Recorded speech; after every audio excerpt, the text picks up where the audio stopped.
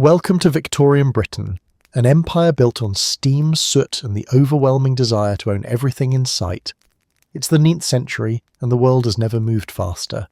Trains are roaring, factories are smoking, science is booming, and every household seems to have caught the same fever. Collection fever. The good news? Progress is everywhere. The bad news? So is everyone else's stuff. To live in Victorian Britain was to exist in a permanent state of wonder and mild hoarding.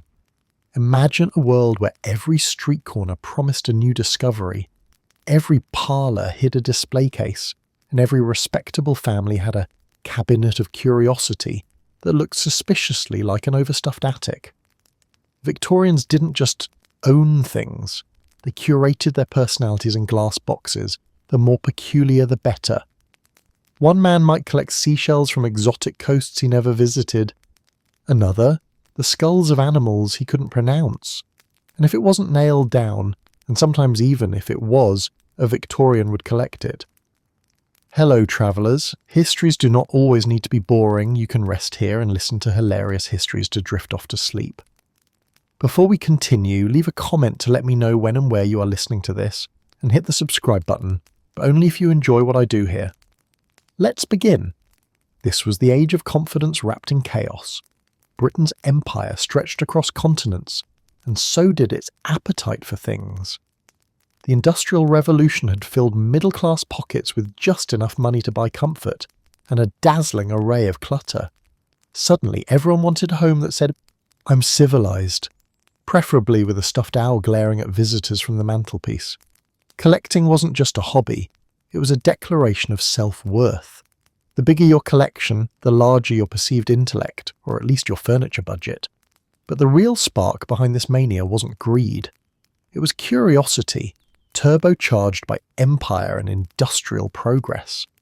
Steamships brought exotic specimens from distant lands, railways connected towns to museums, and scientific breakthroughs made everyone feel like a part-time explorer. For the first time in history, ordinary citizens could buy the strange and the rare. You didn't need to be a noble adventurer to hold a piece of the world in your hand, just someone with a bit of spare income and an empty shelf. Collecting, in the Victorian sense, became a form of moral performance. People didn't hoard for fun, they hoarded for virtue.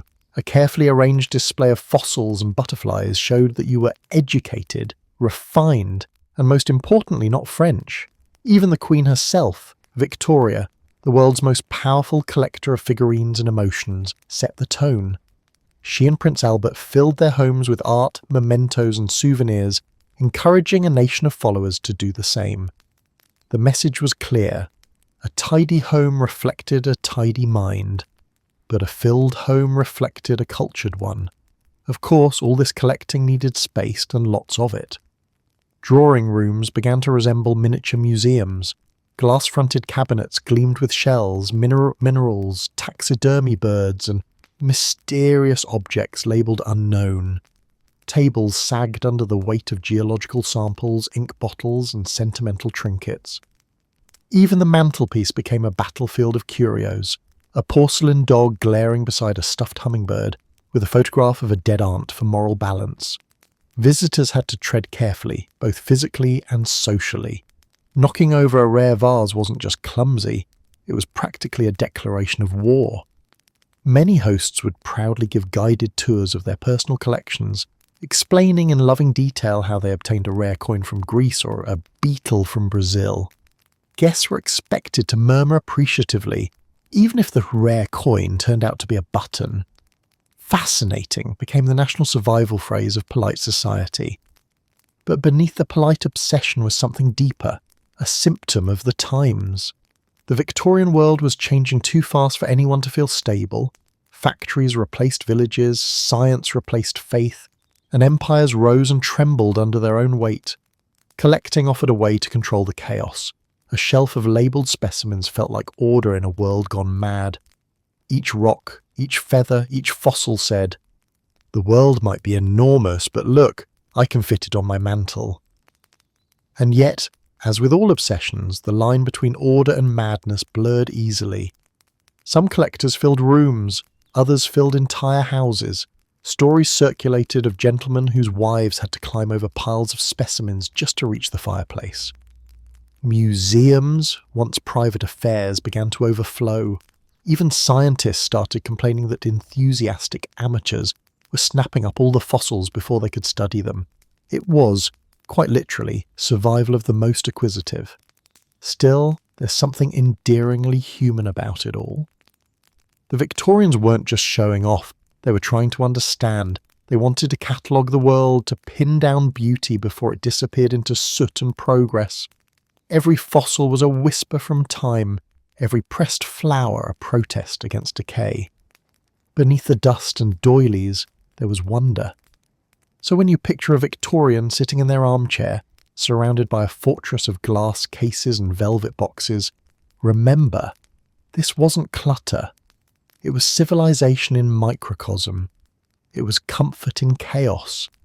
And perhaps, in their own eccentric way, the Victorians had stumbled upon a truth we still live with today, that collecting things is just another way of collecting meaning. Welcome to the age of obsession, where knowledge, vanity and curiosity all shared the same shelf space. Long before the Victorians filled their homes with seashells, stuffed birds and suspiciously dust-covered skulls, there was the idea of collecting, and it didn't begin with a shopping spree at a London curio shop.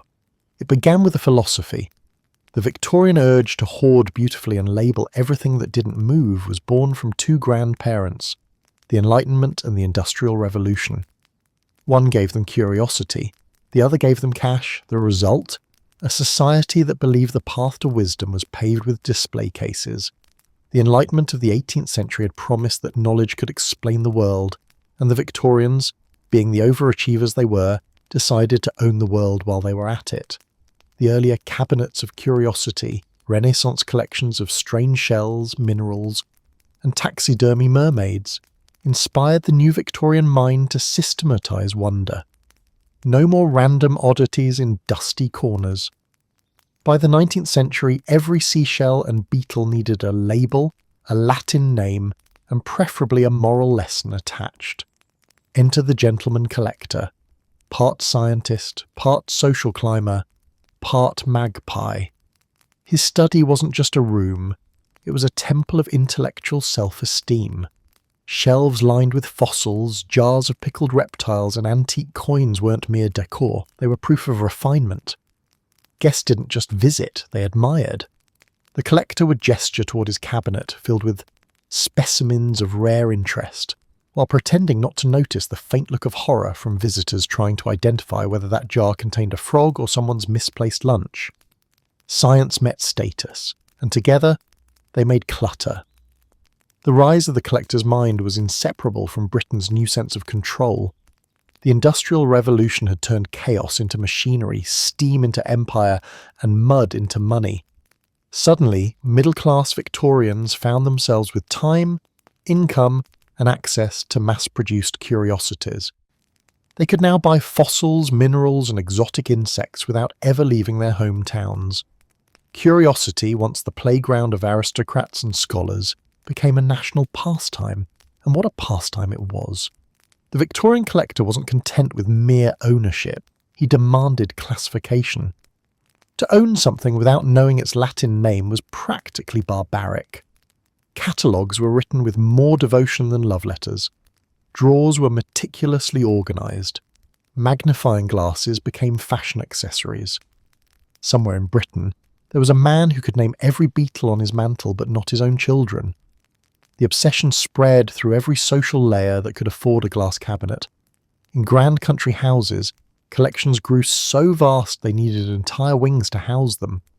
In smaller homes, studies were crammed with shells, prints, or ancient coins arranged with military precision.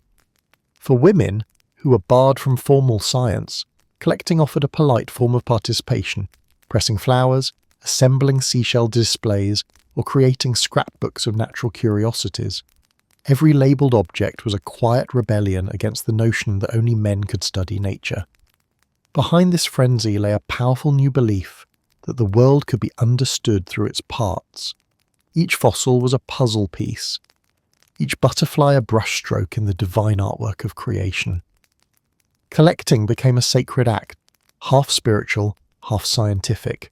It was order against entropy, beauty against decay. Victorians weren't just hoarding objects, they were taming chaos, one specimen at a time. But let's not romanticize it too much. For every noble collector carefully preserving history, there were 10 more people enthusiastically filling their homes with things they barely understood. Entire markets sprang up for authentic fossils that were in fact plaster fakes.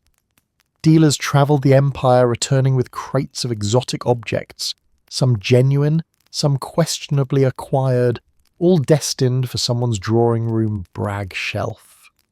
Colonial expansion turned curiosity into commerce. A missionary might send home a carved idol. A soldier might return with a spearhead.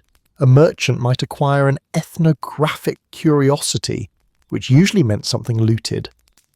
Collecting, in other words, was globalized, long before the word existed. And still, the collector's mind saw itself as noble.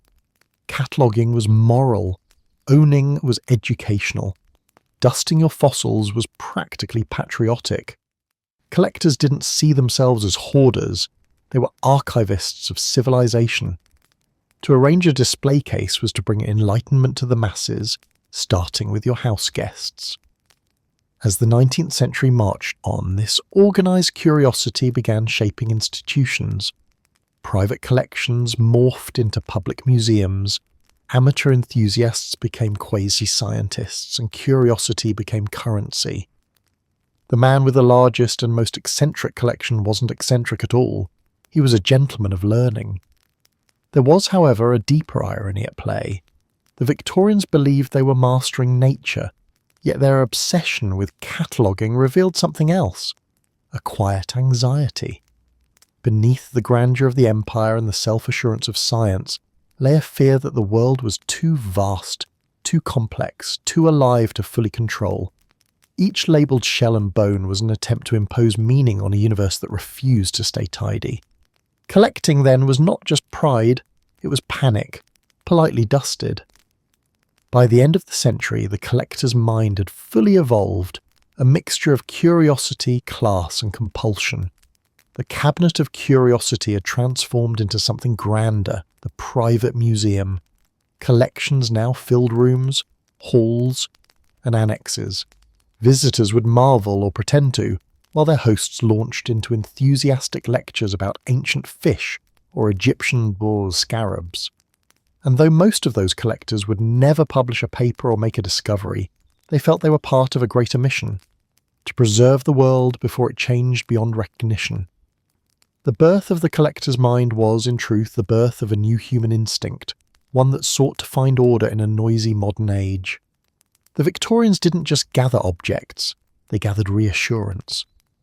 And as we scroll through our digital collections today, playlists, photos, saved recipes we'll never cook, it's hard not to feel that we've inherited their condition. Only now the cabinet fits in our pocket.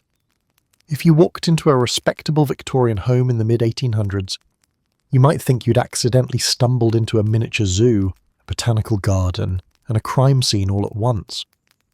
Every surface groaned under the weight of labelled shells, pressed ferns, fossils, and beetles, pinned with unsettling precision.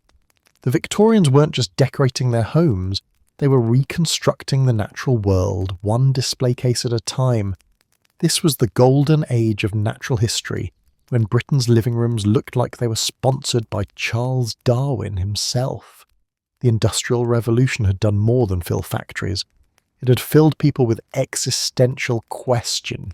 Machines were mastering metal, steam was conquering distance, and humans began to wonder what exactly their place in this grand, whirring system was. So they turned their attention to the one thing still untouched by gears and soot: nature. Shells, stones, fossils, feathers, all offered something the modern world couldn't: beauty, mystery, and the illusion of control. To a Victorian, collecting natural specimens wasn't just a pastime, it was a sacred civic duty. Amateur naturalists popped up everywhere, armed with magnifying glasses, nets, and a worrying enthusiasm for killing butterflies for study. On weekends, they ventured into fields, beaches, and cliffs like soldiers of science, notebooks in hand and pockets full of potentially rotting curiosities. The British countryside wasn't merely enjoyed, it was harvested. By 1860, entire coastal towns like Lyme Regis were crawling with fossil hunters, while London's back gardens had become graveyards of beetles who'd had the misfortune of being both beautiful and slow. This obsession was fueled by heroes of science. Charles Darwin's On the Origin of Species, 1859, didn't just shock the church, it electrified the public. Suddenly, understanding nature wasn't a sin, it was a national sport. Even those who couldn't pronounce evolution wanted a piece of it. Owning a fossil became a badge of modern thinking, a geological business card that said, "I may still use leeches for medicine, but at least I read Darwin." And oh, the fossils. Britain became a nation of amateur paleontologists. The discovery of dinosaurs, gigantic creatures that had the audacity to exist before humans, sent Victorians into an existential frenzy. Fossil collecting turned into both a scientific enterprise and a status symbol. Wealthy enthusiasts hired diggers to unearth the bones of creation, while middle-class families proudly displayed ammonites on their mantels, pretending they understood stratigraphy. The line between scientist and showman blurred beautifully, but the craze wasn't just for bones and shells. It extended to anything that crawled, flew, or bloomed. Insects were especially beloved. Victorian children were encouraged to explore the wonders of creation by catching and pinning butterflies, often under the approving gaze of their parents. Some families turned entire rooms into miniature museums. Visitors would admire neatly arranged beetles gleaming under glass, arranged by colour or region, each labelled with obsessive neatness. Victorian homes weren't decorated, as one wit later observed. They were taxonomically overwhelmed. Botany too was booming. The fern, yes, the humble fern, became a full-blown cultural phenomenon known as pteridamania, fern madness. Middle-class women began collecting, sketching, and even embroidering ferns onto clothing. Greenhouses multiplied. If you couldn't afford a conservatory, you bought a glass terrarium instead, the Wardian case, a sealed miniature jungle that brought nature indoors and humidity to your wallpaper. Owning one wasn't just fashionable, it was moral. It said, "I appreciate God's creation, and I also have disposable income." Natural history lectures packed theatres. Societies sprouted up faster than mushrooms after rain. The Geological Society, the Entomological Society, the Microscopical Society, because staring at pond water was now a hobby. Collectors exchanged specimens through the post, boasting of rare shells or insects from distant colonies. Some took it further or far too far. Letters survive from enthusiasts begging explorers in India or Africa to send a few beetles, blithely unaware that they were asking for treasures that took weeks of trekking through malaria-infested swamps to find. Yet behind all this feverish collecting lay something surprisingly democratic.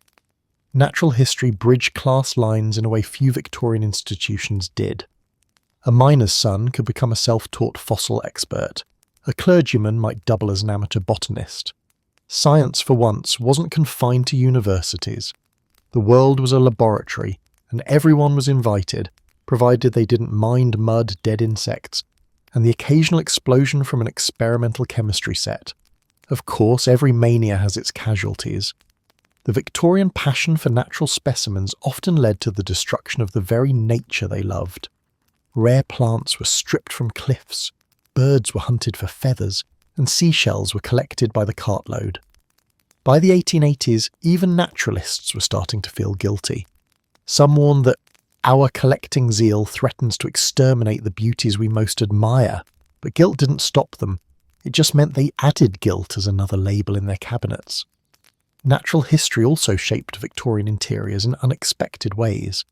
The aesthetic movement turned specimens into decor. Butterflies framed as art, coral displayed on mantels, and bird nests repurposed as charming centerpieces, nature was both studied and styled.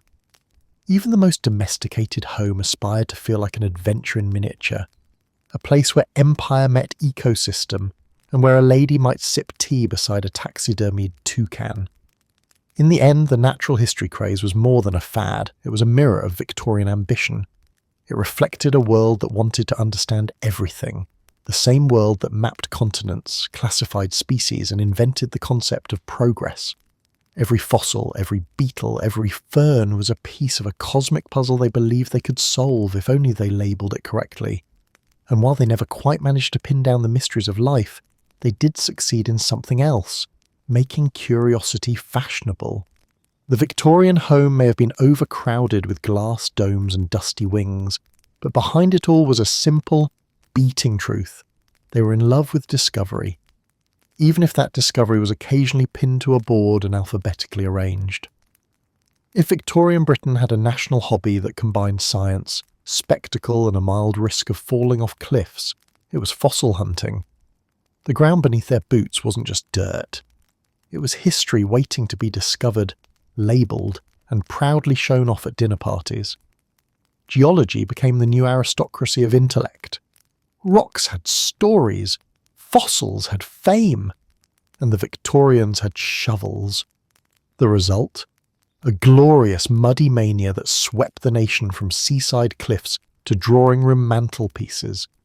It all began with a woman whose name deserves to be carved into the bedrock of history, Mary Anning, the fossil lady of Lyme Regis. Born in 1799, she was a working-class girl who spent her days scouring the crumbling cliffs of England's Jurassic coast for curios to sell to tourists. What began as pocket money soon turned into paleontological legend. By her 20s, Mary was unearthing creatures no one had ever seen before. Giant sea reptiles with teeth the size of her fingers, ichthyosaurs, plesiosaurs, pterodactyls, monsters of a forgotten world, hauled from the mud by a woman who wasn't even allowed into the Geological Society because, well, she was a woman. Still, the gentleman geologists couldn't ignore her discoveries. They bought her fossils, published papers about them, and occasionally forgot to mention her name. Classic 19th century teamwork. Yet Mary Anning's finds lit a fire across Britain. Fossils were no longer curiosities, they were clues. Each one whispered of a time before man, before the flood, before reason itself. And Victorians, never ones to ignore a good existential crisis, started digging. Soon, seaside towns like Lyme Regis, Whitby and Dorset turned into fossil gold mines. Families spent holidays with hammers instead of parasols. Newspapers printed stories of new discoveries. Fossil shops multiplied. If you weren't bringing home ammonites, you were missing out on the greatest geological fashion of the century. If you weren't digging up ancient monsters, one wit quipped, were you even middle class? Geology had become respectable, a science you could practice without needing a laboratory or Latin. It was outdoor, adventurous, and ever so slightly dangerous. You could wear sensible boots, carry a hammer, and still be considered a gentleman of learning. Whole societies sprang up devoted to it. The Geological Society of London for the elite, and countless local clubs for eager amateurs who enjoyed whacking cliffs and arguing about sediment. And the arguments were fierce. Fossils didn't just reveal prehistoric life, they threatened the timeline of creation itself. As new layers of Earth revealed older and older forms of life, some people began to suspect that the Earth might not in fact be a few thousand years old. This didn't sit well with everyone. Clergymen paced nervously, creationists wrote long letters, and scientists quietly measured rock strata while pretending not to notice divine disapproval. The polite word for the debate was controversy. The accurate one was geological panic, but controversy only made geology more glamorous. Victorian gentlemen adored a field that made them look intelligent and rebellious, like discovering God's blueprints but refusing to follow the assembly instructions. Geology became a fashionable dinner table topic, complete with new vocabulary. Strata, Sedimentary, Mesozoic, words that made any conversation sound like an academic duel. Wives smiled politely, while husbands debated the age of the planet over roast beef, sometimes using fossil ammonites as paperweights for their notes.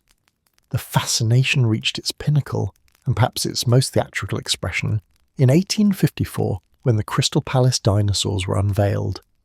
These life-size stone beasts were installed in London's Sydenham Park after the Great Exhibition, a sort of prehistoric amusement park for the scientifically curious. Sculptor Benjamin Waterhouse Hawkins, under the guidance of paleontologist Richard Owen, recreated extinct creatures as Victorians imagined them, squat, lumpy and gloriously wrong. Dinosaurs were still new to science, so these models looked more like confused rhinoceroses with identity issues. But to the public, they were a revelation. The opening dinner, held inside the hollow belly of one of the models, an iguanodon no less, became the stuff of legend. Scientists and politicians dined under candlelight within the concrete ribs of a prehistoric beast, toasting to the new world revealed by geology. The newspapers had a field day. Children stared in awe. Dinosaurs weren't just bones anymore. They were celebrities. The age of fossil theatre had begun. Meanwhile, geology's reach extended into art, fashion, and faith. Painters began including dramatic cliffs and stormy seascapes filled with fossil-rich rocks, as if nature itself were hinting at its secret past. Jewellery makers set ammonites in silver. Novelists reference fossils as symbols of time and transformation. Even preachers began using geological metaphors in sermons, though they carefully avoided the parts about extinct lizards that predated Adam. And then came the great fossil collectors, men like Gideon Mantell, who discovered the first iguanodon, and William Buckland, who famously tried to eat every animal he studied. Yes, even a porpoise, reportedly tasted awful. These were not dull scientists. They were adventurers in waistcoats, half explorer, half showman. Each discovery was a triumph of curiosity, and occasionally ego. Rivalries flared, fossils were hoarded, and letters were exchanged in the most passive-aggressive scientific tone imaginable. The fossil craze also democratized wonder. For the first time, ordinary citizens could physically touch the ancient world. They didn't need to imagine creation. It was right there, in stone. The Victorians may not have understood the full timeline of evolution yet, but they sensed they were brushing against eternity. It was intoxicating.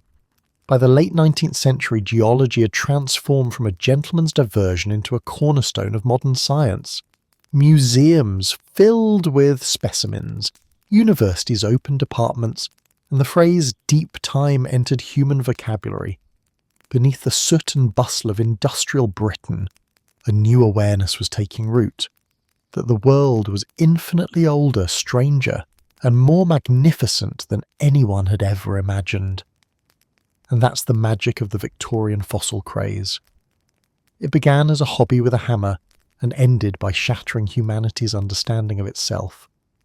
The Victorians may not have had all the answers, but they were the first to look into the abyss of prehistory and say, with the cheerful confidence only the 19th century could muster, let's dig deeper. Before Instagram made houseplants fashionable again, the Victorians had already mastered the art of turning their homes into miniature jungles. In the 9th century, Britain's love affair with flora reached levels of devotion usually reserved for religion and scandal. This was the age of botanical mania, when ferns were sacred, orchids were status symbols, and the average parlour looked like it might start photosynthesizing. If you didn't have a fern, one critic quipped, you weren't cultured, you were chlorophyll deprived.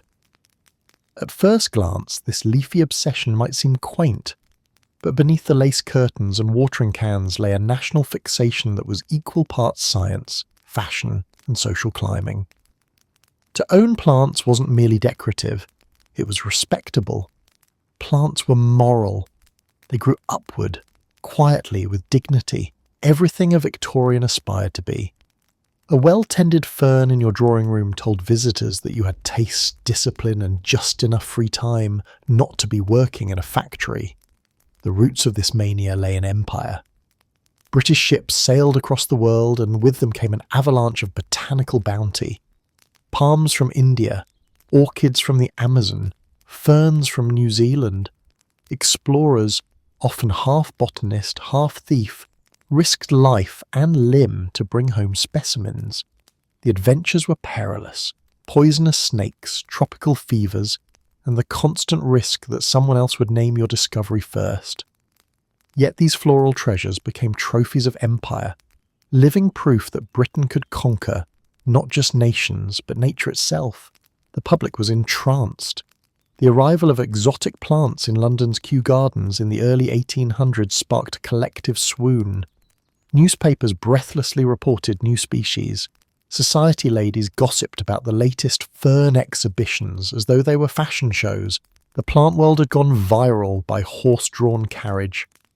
No single craze captured this green fever better than pteridamania, fern madness. Around the 1850s, the fern became the plant equivalent of celebrity. Fern motifs appeared on carpets, wallpaper, ceramics, and even jewellery. Every respectable family had a fernery, either in their garden or indoors under glass. Books like The Ferns of Great Britain and Ireland flew off the shelves, combining hand-coloured illustrations with enough Latin to make the reader feel scholarly.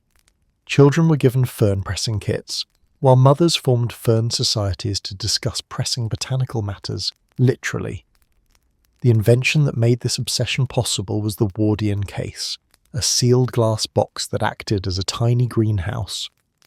Created by Dr. Nathaniel Ward in the 1820s, after accidentally growing a fern in a glass jar meant for a moth, it allowed delicate plants to survive the long voyage from the colonies to Britain.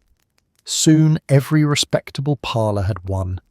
Within those fogged panes, ferns, mosses and miniature palms thrived, while outside, London's air remained thick enough to chew. The Wardian case became the must-have gadget of the century, a blend of science and style, like owning a terrarium that said, "I'm intellectual and I mist regularly." Of course, the Victorians didn't stop at ferns. They became obsessed with orchids, those exotic, temperamental flowers that refused to grow without drama. Orchid Illyrium, as it was called, gripped the wealthy like a fever dream. Orchid hunters ventured into jungles, hacked through swamps, and occasionally died in pursuit of rare blooms. Back in London, collectors bid obscene sums at auctions, sometimes paying more for a single flower than a worker earned in a year. A successful orchid display was the 19th century equivalent of owning a private jet. Botanical mania filtered down the social ladder too. The middle classes, newly empowered by industrial wealth, took pride in cultivating modest gardens and window boxes. Seed catalogues and plant manuals flourished. For the first time, a clerk in Manchester could grow the same ferns as a duke in Devonshire, though the duke's ferns were more likely to have servants. Gardening clubs sprang up across the country, mixing education with thinly disguised competition. Men compared begonias with the same intensity they once reserved for battleships. Meanwhile, women found in plants a socially acceptable outlet for creativity and independence.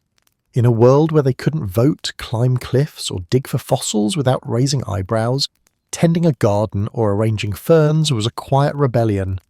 Botanical illustration became a respected art form, and women like Marianne North and Jane Webb Loudon made their mark. North travelled the globe painting plants in their natural habitats, while Loudon wrote accessible gardening manuals that made plant care both fashionable and approachable, a Victorian version of gardening for dummies only with corsets.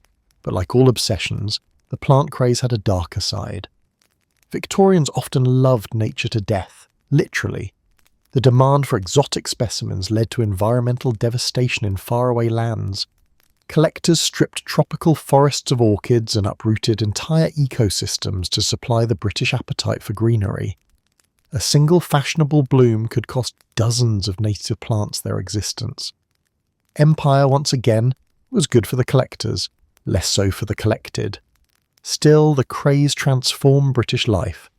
Public gardens and parks blossomed across cities, offering industrial workers their first taste of green space. The Royal Botanic Gardens at Kew became not just a scientific hub, but a symbol of national pride. In smoky London, the sight of a palm tree behind glass was as miraculous as flight. For Victorians, plants weren't just pretty, they were promises of life, hope, and civilization thriving in defiance of soot. Inside their homes, these same plants softened the severity of Victorian interiors.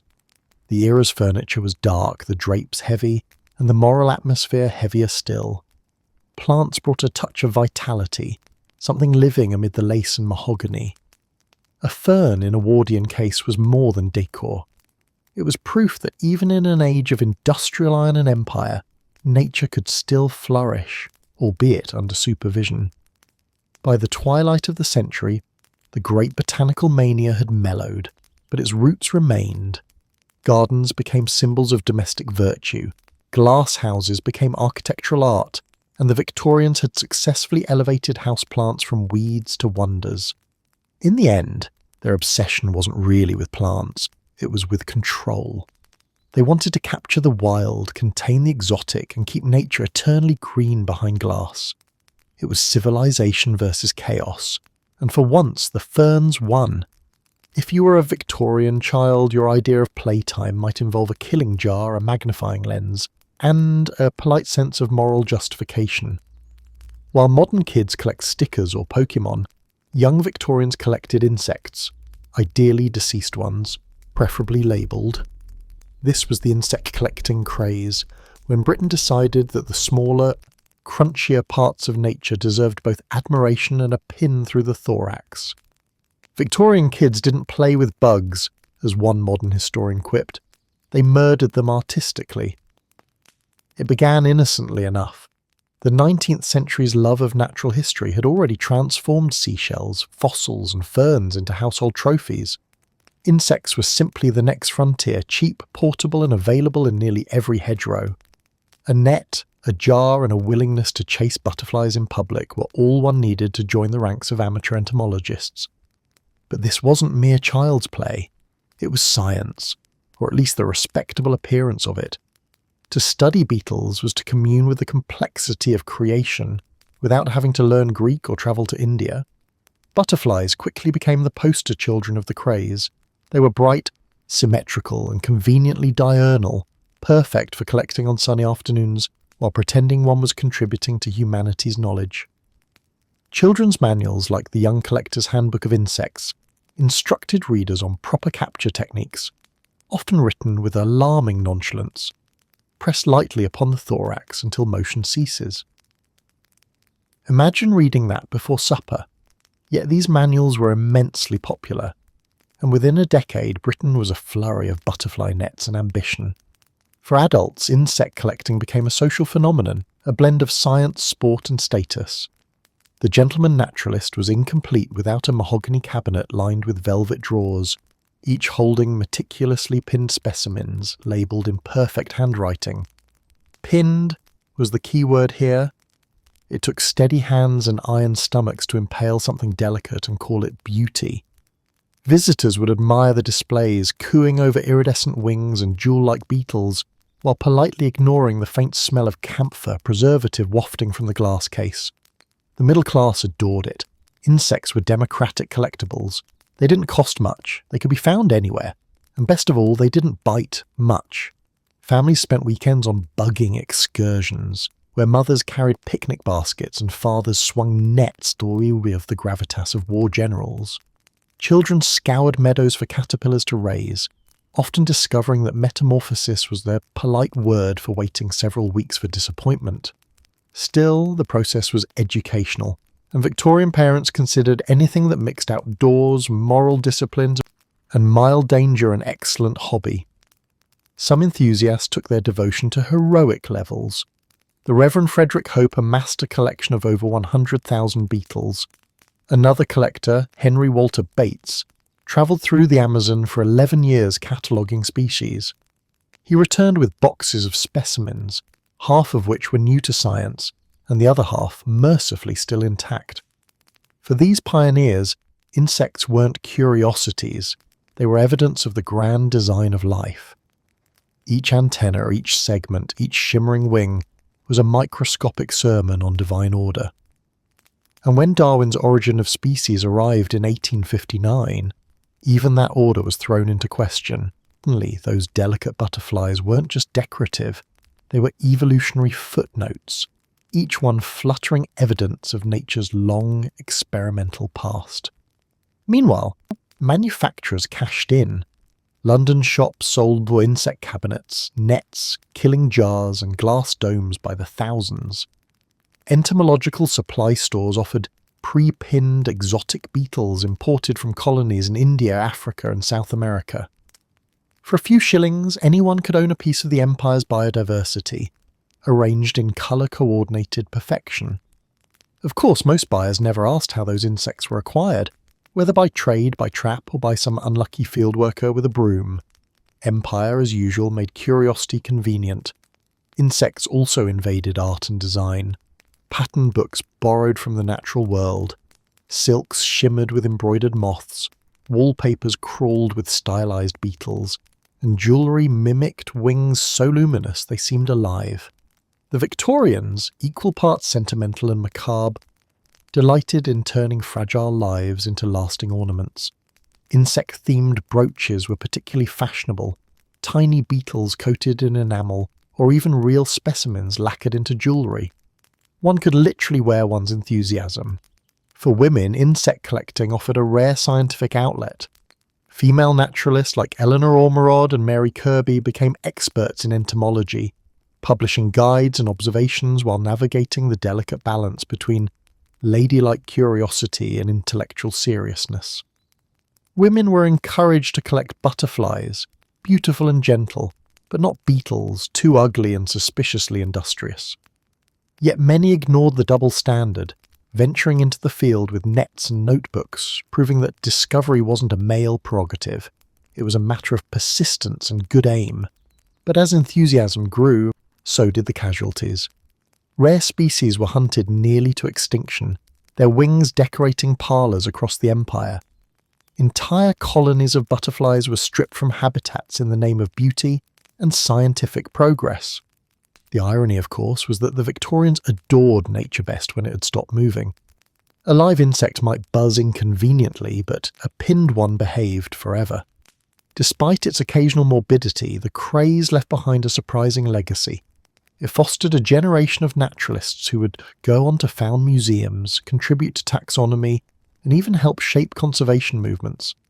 Entomology evolved from a parlour hobby into a legitimate science. The British Museum's vast insect collections owe as much to earnest Victorian amateurs as to professional researchers. By the twilight of the century, the golden age of insect collecting began to fade. Urbanisation left fewer meadows to explore, and a growing awareness of ecological balance made the idea of pinning butterflies seem, well, a little cruel. Yet the spirit of wonder survived. The Victorians' obsession with cataloguing the tiniest forms of life had cracked open a door to the modern scientific imagination. So the next time you see a butterfly flit past, remember, a Victorian would have chased it with a net, pinned it to velvet, labelled it Papilio machaon, and felt profoundly civilised about it. And perhaps, in their dusty enthusiasm, they taught us something. That fascination and folly often share the same pair of wings. No era ever looked at a dead animal and thought, you know what this needs? A hat. Quite like the Victorians. The 19th century's appetite for nature didn't stop at studying it or displaying it. They wanted to stuff it. This was the age of the great taxidermy boom, when Britain's drawing rooms became strange zoos of the afterlife. Every parlour had glass domes filled with stuffed birds, foxes, and occasionally the family cat looking perpetually disappointed. Death, as one wag might have said, was just an opportunity for interior design. Taxidermy had existed before, of course, but the Victorians elevated it to an art form, or perhaps a mild psychological condition. What began as a scientific practice became a decorative mania. The trend took off in the early 1800s, powered by the same curiosity that made people collect fossils, ferns, and beetles, only now the specimens were fluffier. The empire's expanding reach meant exotic animals were flooding into Britain. Parrots from South America, tigers from India, kangaroos from Australia, and since you couldn't fit a live elephant in your sitting room, a well-stuffed one made a fine substitute. At first, taxidermy served education and science. Museums like the British Museum and the newly opened Natural History Museum displayed preserved specimens to teach the public about the animal kingdom. To the Victorian imagination, seeing a giraffe up close, even a slightly crooked one, was a revelation. For many people, taxidermy was their only chance to glimpse the wonders of empire. But soon the practice leapt from the museum hall to the parlour mantel, and that's when things started getting weird. Middle-class households embraced taxidermy as a mark of refinement. It combined artistry, natural history, and moral virtue, all the Victorian buzzwords. Ladies arranged glass domes of hummingbirds and peacocks to complement their drapery. Gentlemen displayed foxes or eagles as a proof of masculine vigour, preferably with their mouths open in mid-snarl. Even the humblest home aspired to a few stuffed songbirds under glass, their beady eyes forever glistening with polite terror. Then came the anthropomorphic craze, the moment taxidermy took a sharp left turn into absurdity. The leading figure of this delightful madness was Walter Potter, a village taxidermist from Sussex who decided dead animals could be improved with hobbies. His creations included kittens having tea parties, rabbits attending school, and guinea pigs playing cricket. Each scene was meticulously arranged, clothed, and accessorized, a blend of whimsy, morbidity, and unsettling cuteness. Children adored them. Adults pretended they weren't slightly disturbed. Potter's museum became a national attraction, proof that Victorian imagination had no limits, especially when armed with a scalpel. His work captured something essential about the era: his love of order, sentimentality, and faintly unhinged moral storytelling. Every scene came with a moral. The kitten's wedding symbolised innocence and domestic harmony. The Toad Orchestra, the joy of music. Taxidermy wasn't just craft, it was narrative taxidermy where death learned to pose politely. The supply of animals, naturally, had to come from somewhere. Hunters, travellers and importers fed the industry's appetite. The colonies were stripped not just of artefacts but of fauna. Big game hunting became a fashionable sport among wealthy men who wanted souvenirs to prove their bravery. An elephant hunt wasn't complete until you had its head glaring down from your smoking room. Some even arranged trophy rooms, essentially mausoleums of empire where lions, antelopes and tigers were lined up like conquests in fur. The logic was simple. If you couldn't rule nature alive, you could at least arrange it decoratively after death. Meanwhile, professional taxidermists flourished. Workshops in London and Edinburgh offered everything from lifelike preservation to artistic enhancement, translation, creative liberties. Some artisans achieved astonishing realism. Others produced creations that looked like nature's worst hangover. In advertisements, taxidermists promised a faithful expression of life. In practice, they often delivered animals that seemed to have seen things no creature should. Crooked eyes, bloated cheeks, and frozen smiles turned once majestic beasts into unsettling caricatures. Visitors loved them anyway. Taxidermy wasn't just about aesthetics, it carried deep moral and philosophical undertones. Victorians lived in an age obsessed with mortality and preservation. Cemeteries were landscaped like gardens. Mourning was a full-time hobby. Taxidermy fit perfectly into that worldview. It was a triumph of human control over decay, a way to say, see, even death obeys us. Families even immortalized their beloved pets this way. Nothing said eternal affection quite like a dog eternally frozen beside the fireplace, eyes polished to a shine. And of course there was the spectacle. Travelling exhibitions showed off bizarre hybrid creatures, mermaids sewn from fish and monkeys, dragons made of stitched lizards. These curiosities blurred the line between science and show business. Audiences gasped, debated, and occasionally fainted. Victorian taxidermy had become theatre, part nature study, part fever dream. By the late 19th century, taxidermy was everywhere. Museums, homes, even fashion. Feathers adorned hats, bird wings became fans, and entire owls were turned into lamps. Women's hats grew so overloaded with plumage that conservationists eventually rebelled. The first stirrings of animal protection movements arose not from pity for living creatures, but horror at how many were being stylishly dismantled. And yet, behind the absurdity, there was something strangely touching about it all. Taxidermy was, in its own macabre way, a love letter to nature. Victorians adored the animal world, but lived in an industrial one. Their stuffed menageries were attempts to bring beauty indoors, to preserve wonder before it was buried under soot and steel. When we look back today, it's easy to laugh, and we should, at the kitten weddings and the glass-eyed owls. But there's a haunting tenderness in those frozen scenes, a desperate hope that the wild could be tamed, catalogued, and made eternal. The Victorians couldn't keep nature alive forever, but by God they made sure it would match the wallpaper. When a Victorian said they'd brought something back from their travels, they didn't mean a seashell or a postcard, they meant half a temple. The 19th century's British Empire was not just an empire of soldiers and ships, but of souvenirs, specimens, and shameless acquisition.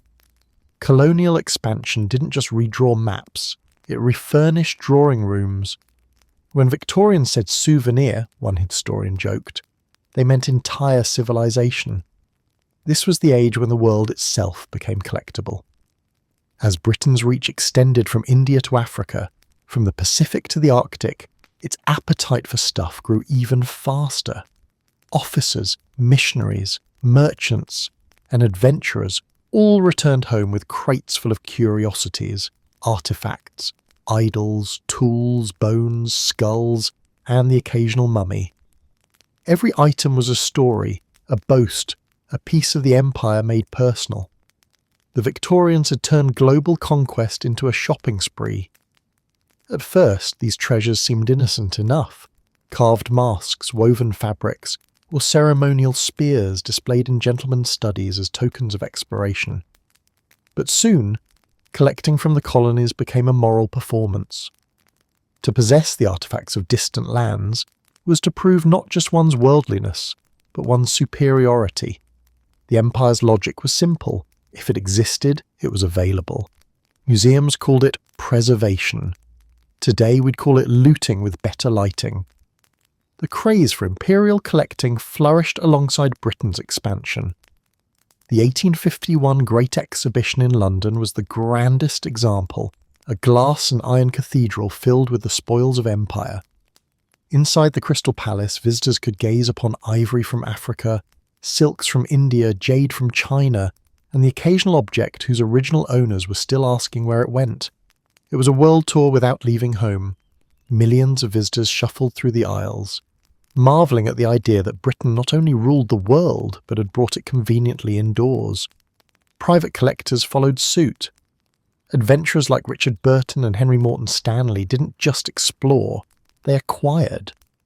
Ethnographic objects, sacred relics, weapons, musical instruments and bones made their way back to London auction houses, where they were eagerly snapped up by scholars and show-offs alike. Wealthy Victorians turned their homes into miniature empires. One drawing room might feature Maori carvings beside Egyptian scarabs and a taxidermied leopard from India, all arranged under a polite haze of self-congratulation. And then there were the human remains. Victorian anthropology, that unsettling hybrid of science and voyeurism, had a particular fascination with skulls. Collecting human bones became a grotesque form of academic competition. Craniologists claimed that measuring skulls could reveal intelligence, morality, and racial hierarchy. Thousands of remains were taken from graves and battlefields across the empire and shipped to British institutions for study. The irony, of course, was that this so-called science revealed far more about British arrogance than about human evolution. Museums, flush with the empire's endless supply chain, grew fat on plunder. The British Museum in particular became the beating heart of imperial collecting, a sort of cultural black hole that absorbed entire civilizations and refused to give them back. The Elgin marbles from Greece, the Benin bronzes from Nigeria, the Rosetta Stone from Egypt, and each acquisition was justified as rescue from ignorance or decay. It didn't occur to many Victorians that the people who made these treasures might have preferred to keep them. Public enthusiasm only encouraged the habit. To the Victorian public, these collections represented both moral duty and dinner-table entertainment. Visiting a museum became a patriotic act, a way to see the world and affirm Britain's dominion over it. Children gawked at shrunken heads, couples strolled past sarcophagi, clergymen gave lectures on the heathen artifacts of foreign lands. The world had become a gallery curated for imperial comfort. But collecting wasn't limited to institutions. Private citizens joined the fun, especially those who'd served abroad. Retired officers decorated their homes with spears and shields. Missionaries displayed idols to demonstrate heathenism overcome by Christianity. Even middle-class travellers brought home souvenirs from Cairo bazaars and Indian markets, blissfully unaware that many of these ancient treasures had been freshly manufactured for gullible tourists. The result was a national epidemic of bad taste. British homes cluttered with mismatched relics of conquest, empire-themed decor, and enough ivory to alarm several elephants. Of course, beneath the pomp and polished glass, a contradiction festered. The same empire that admired these exotic artifacts often dismissed their creators as primitive. Objects were praised. The people who made them were patronized. Collecting thus became a moral alibi, a way to admire the beauty of a culture while justifying its domination. The Victorians loved the world's art as long as it was behind British glass. Yet for all its hypocrisy, the Imperial collecting boom also reshaped knowledge. The world's first anthropological museums, ethnographic societies, and archaeological surveys grew from this hunger for the global. Scholars began to recognise patterns, document languages, and occasionally show genuine respect for the cultures they studied.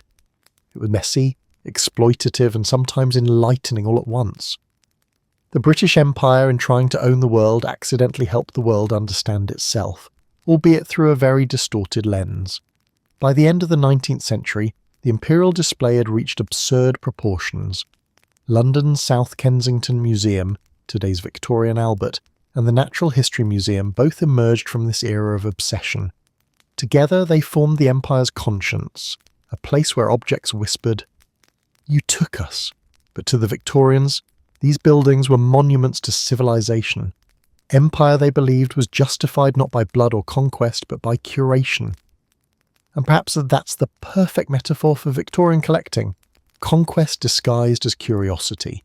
They believed they were saving the world's treasures from savagery, but in truth, they were saving them from other people's ownership.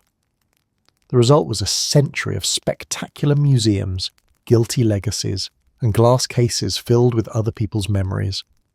When you walk through a British museum today and see an Egyptian sarcophagus beside a Maori carving, beside an African mask, you're seeing the Victorian mind preserved, ambitious, acquisitive, and self-assured. They wanted the world, and they got it. They just never planned on giving it back. Step into a Victorian collector's study and you'll immediately wonder whether you've entered a museum, a shrine, or the aftermath of a very polite hurricane. Shelves sag beneath jars of preserved reptiles, dusty minerals, exotic shells, and the occasional suspicious skull. Fossils sit beside porcelain figurines, feathers mingle with fossils, and nobody's entirely sure why there's a mummified bat next to the teaspoons.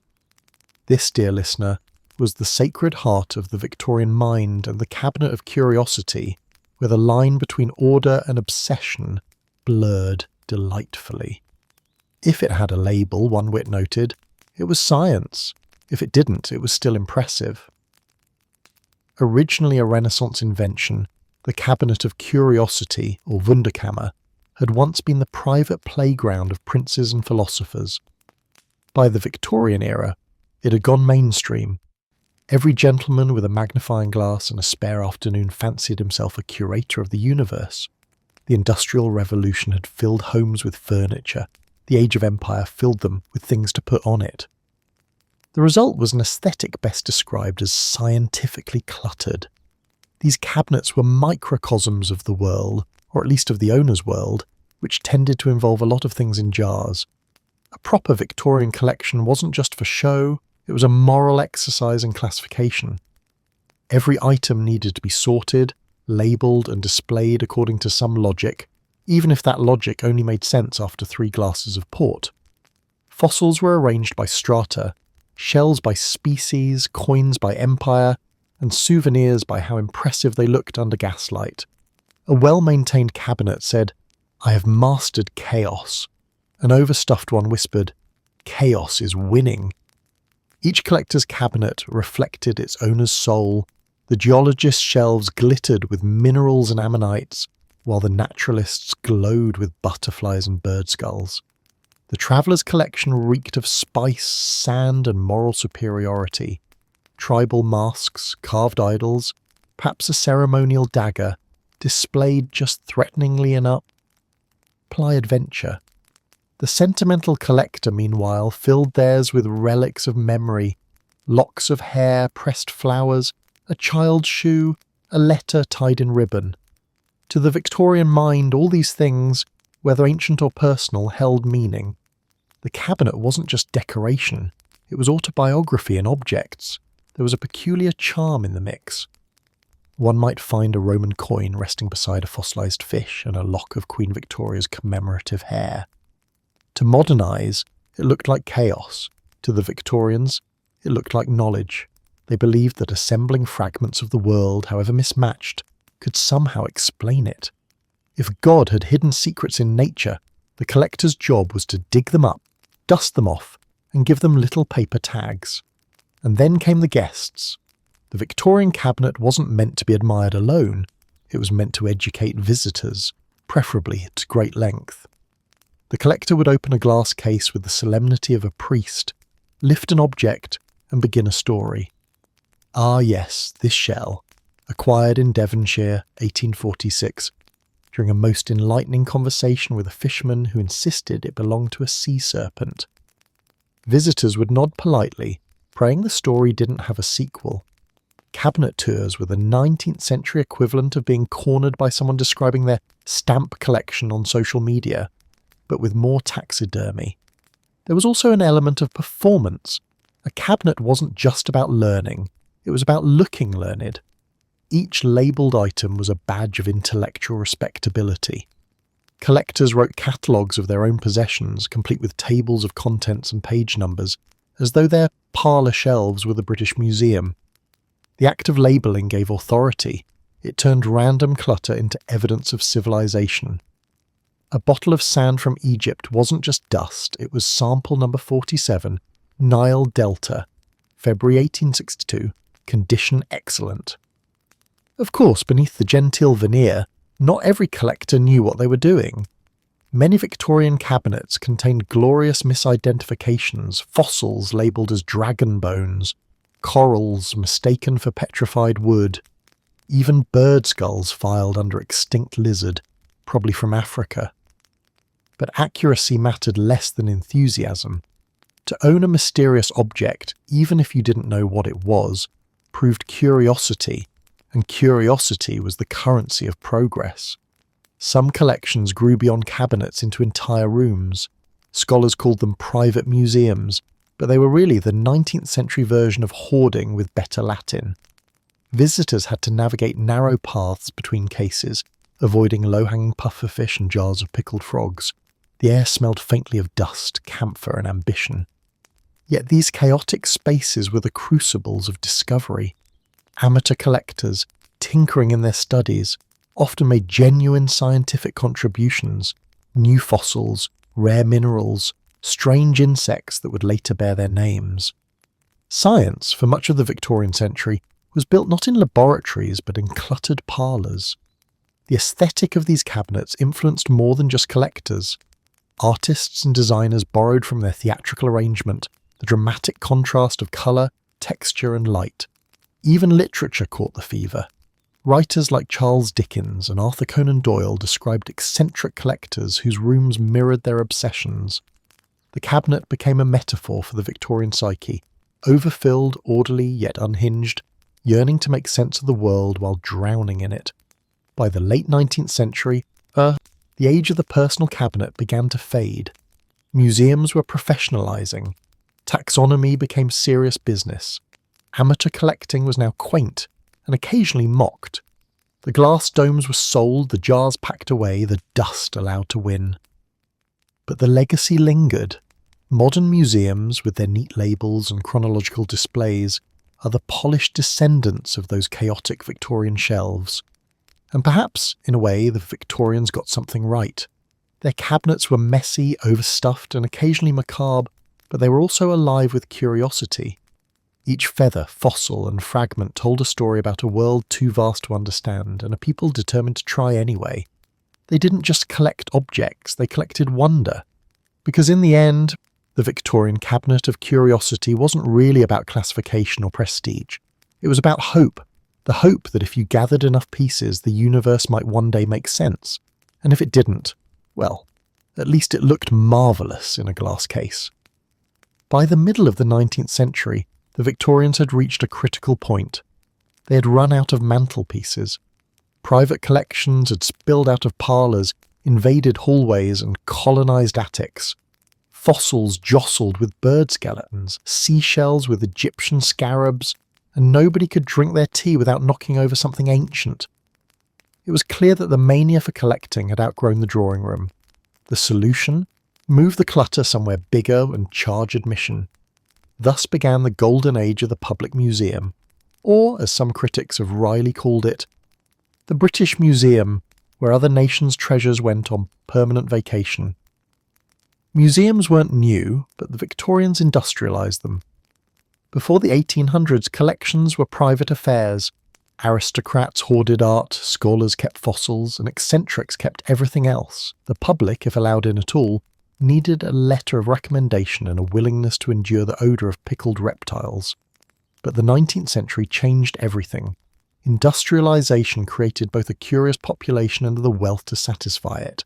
The middle class wanted education with their leisure, morality with their entertainment, and above all access to the wonders previously reserved for the elite. The museum became the perfect Victorian compromise, a temple of knowledge where chaos could be neatly labelled and dusted.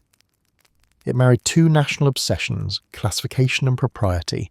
Here, the empire's plunder could be admired respectfully under glass, rather than awkwardly on Aunt Agatha's mantelpiece.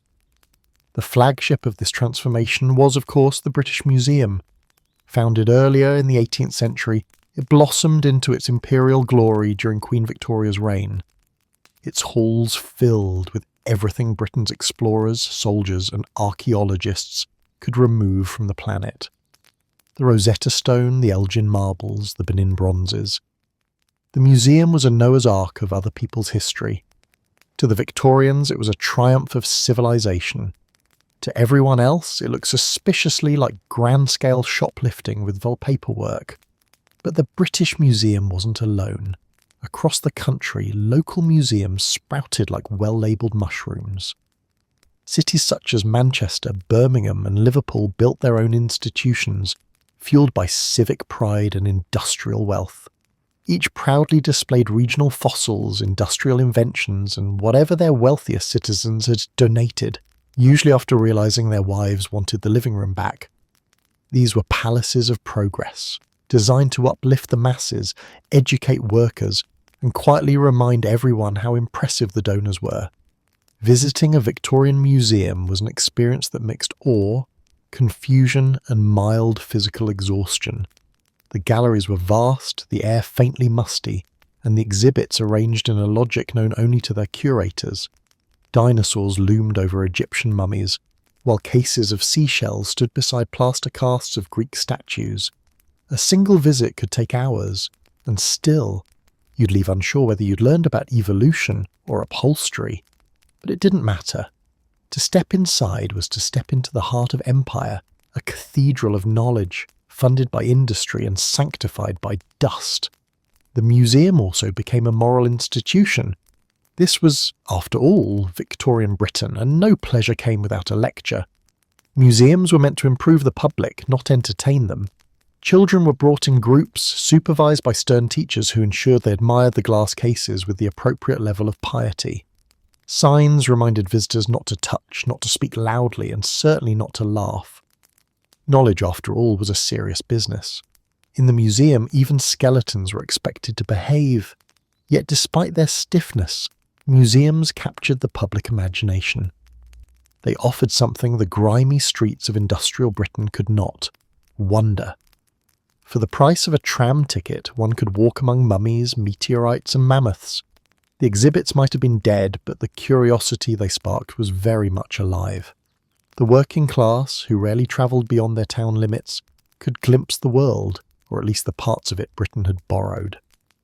Behind the glass, however, the museum told a story that was as much about power as about knowledge. Every labelled object was a quiet declaration. We own this, now. A spear from Africa, a statue from India, a fossil from China. Each became proof of Britain's global reach. The museum was the empire's mirror, reflecting its wealth, its confidence, and its capacity for selective morality. It claimed to preserve history, yet often erased the people to whom that history belonged. Still, museums were also laboratories of discovery. Scientists worked behind the scenes cataloguing species, comparing bones, and arguing over Latin names. The Natural History Museum, spun off from the British Museum in 1881, represented this new scientific seriousness. Designed like a cathedral of creation, complete with Gothic arches and gargoyles shaped like extinct animals, it turned natural history into national pride. Inside, fossils towered like monuments. Taxidermied elephants loomed majestically, and visitors craned their necks at the reconstructed skeletons of creatures they'd never imagined existed. The museum's architecture itself reflected Victorian ideals.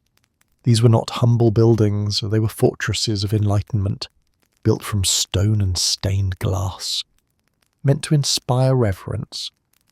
To step through their grand entrances was to cross from the chaos of the industrial city into the order of civilization. They were the Victorians' answer to the question of meaning in a mechanised age. If the world was spinning too fast, put it under glass and label it. By the late 19th century, the museum had become a fixture of public life, a Sunday destination, an educational rite of passage, and a symbol of civic virtue. Even small towns wanted one, often filling their halls with whatever they could find: local fossils, bits of Roman pottery, and the occasional mysterious object of unknown origin, which usually turned out to be a rusty kettle. And yet, in their grand ambition, these institutions did something remarkable. They democratized knowledge. They took the private cabinets of curiosity, once the toys of the rich, and opened them to the public.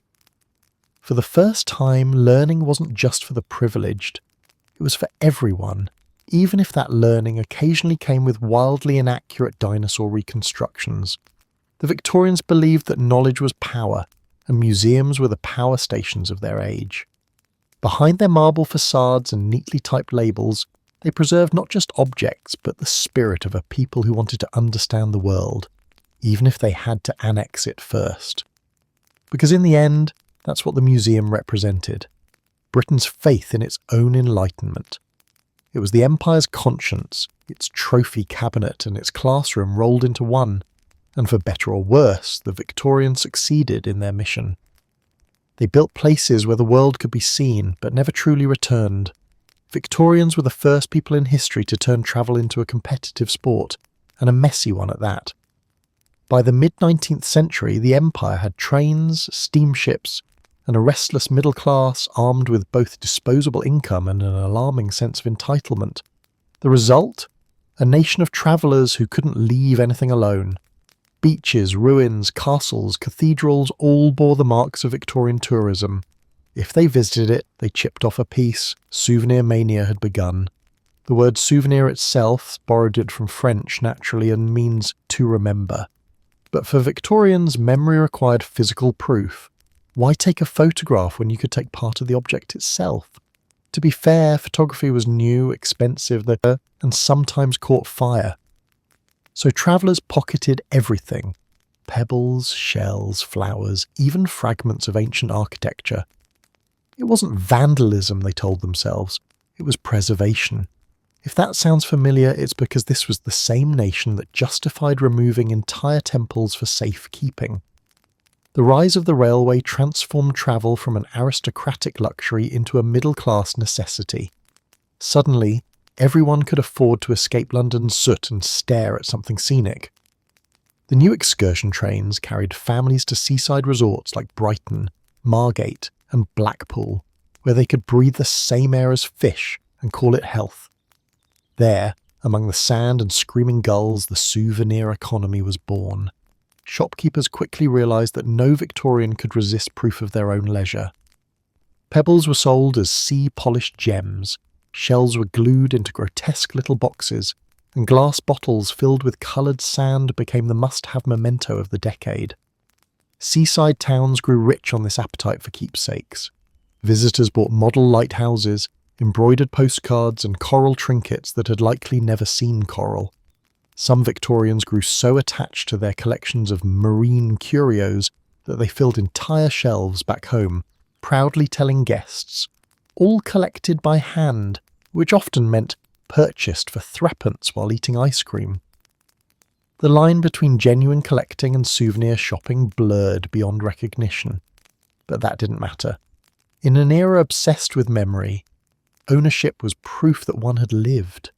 Farther inland, the mania took more dangerous turns. Tourists visiting historic sites often left lighter and with suspiciously bulging pockets. Pieces of abbeys, castles, and standing stones were carried away by the handful. Stonehenge, that most ancient of British monuments, was so relentlessly chipped at by the souvenir hunters that by the late 1800s it looked more like a jigsaw puzzle missing a few pieces. Travellers proudly displayed their authentic fragments on mantelpieces beside their ferns and fossils, because nothing said refinement like geological theft. Even religious sites weren't safe.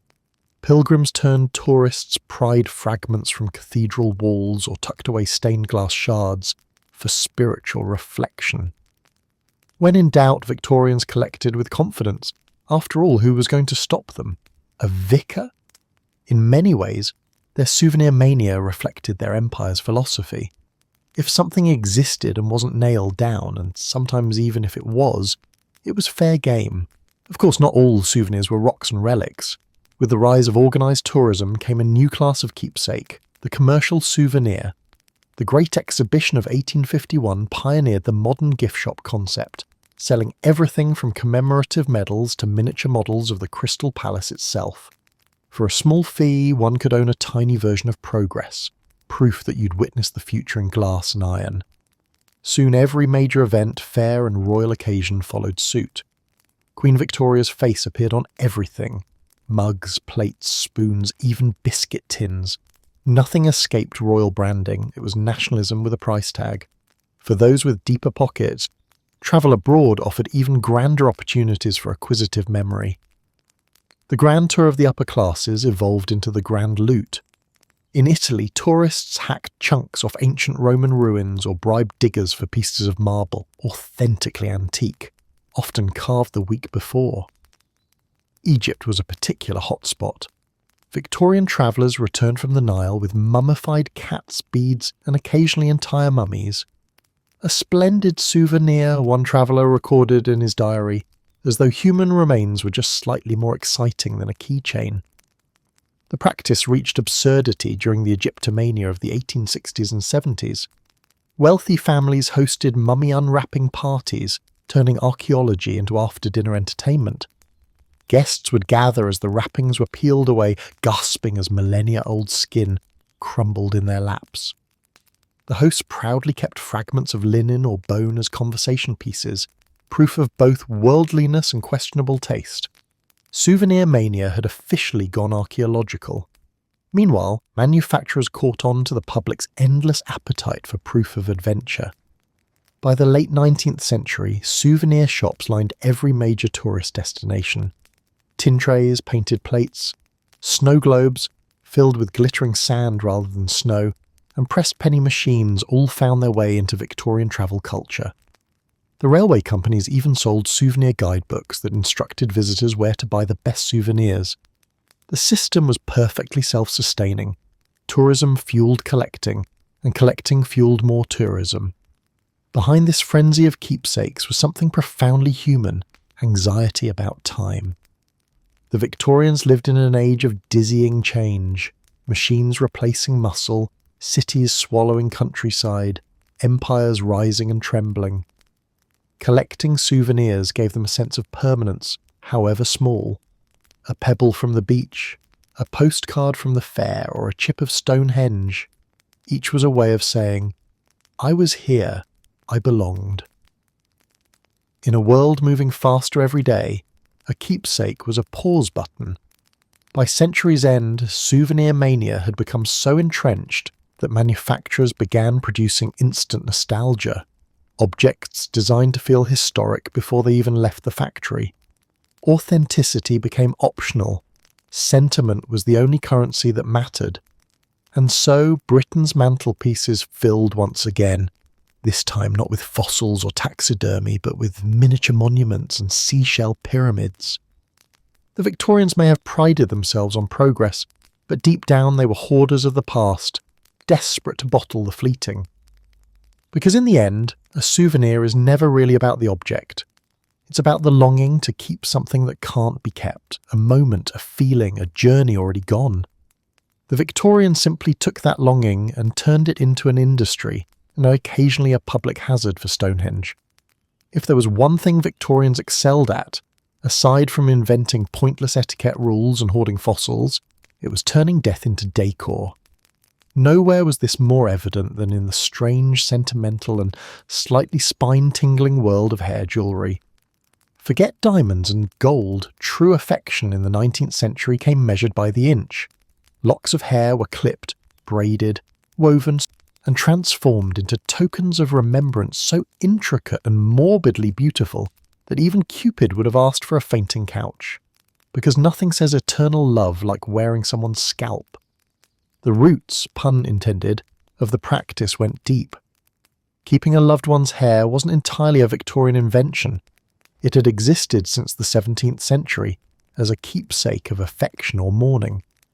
But like so many things, the Victorians industrialised it. By the mid-1800s, Britain's sentimental heart was positively shedding.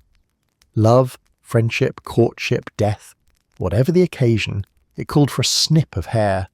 And the Victorians, experts at finding meaning in melancholy, made it into an art form.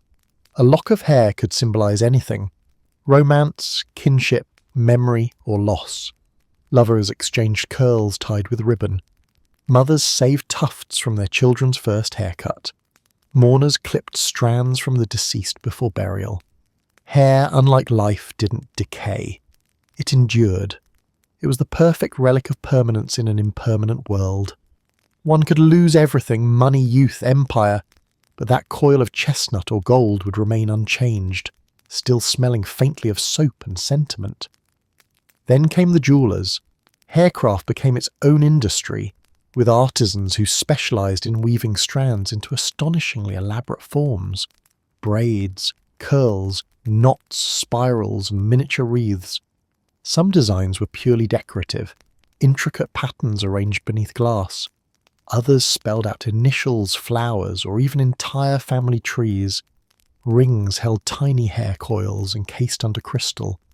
Brooches framed plaited strands like portraits. And then there were the mourning pieces, the crown jewels of Victorian sentimentality. Mourning jewellery was grief you could accessorise. When someone died, it was common for relatives to clip a lock before the body was buried. That hair was then turned into wearable remembrance, woven into bracelets, encased in lockets, or arranged into miniature works of floral art. Sometimes entire wreaths were made, delicate, intricate arrangements crafted from the hair of multiple family members, living and dead. Hung in glass shadow boxes on parlour walls, they looked like botanical specimens until you realised they were made of Aunt Margaret. If that sounds ghoulish, remember, Victorians found comfort in tangible mourning. Death was everywhere. Infant mortality, epidemics, childbirth complications, and photography was still too new and costly for most. Hair was personal, eternal, and literally a piece of the person you'd loved. To hold it was to hold memory itself. The Victorians didn't fear the morbid, they domesticated it. They turned loss into something to dust weekly. This fascination aligned perfectly with Queen Victoria's own grief-stricken example. After Prince Albert's death in 1861, she went full goth for the rest of her life. Dressing in black, wearing his miniature portraits, and commissioning countless pieces of mourning jewellery. Her devotion made mourning fashionable. If the Queen could commemorate love through perpetual gloom, so could the Empire. Jewellers and artisans flourished. Mourning pieces made to order became a staple advertisement in Victorian papers. Death had a market and business was booming, yet not all hair jewellery was born of tragedy. Some pieces were tokens of affection, exchanged between lovers or close friends. It was the Instagram relationship status of its time. In love, a bracelet. Engaged, locket.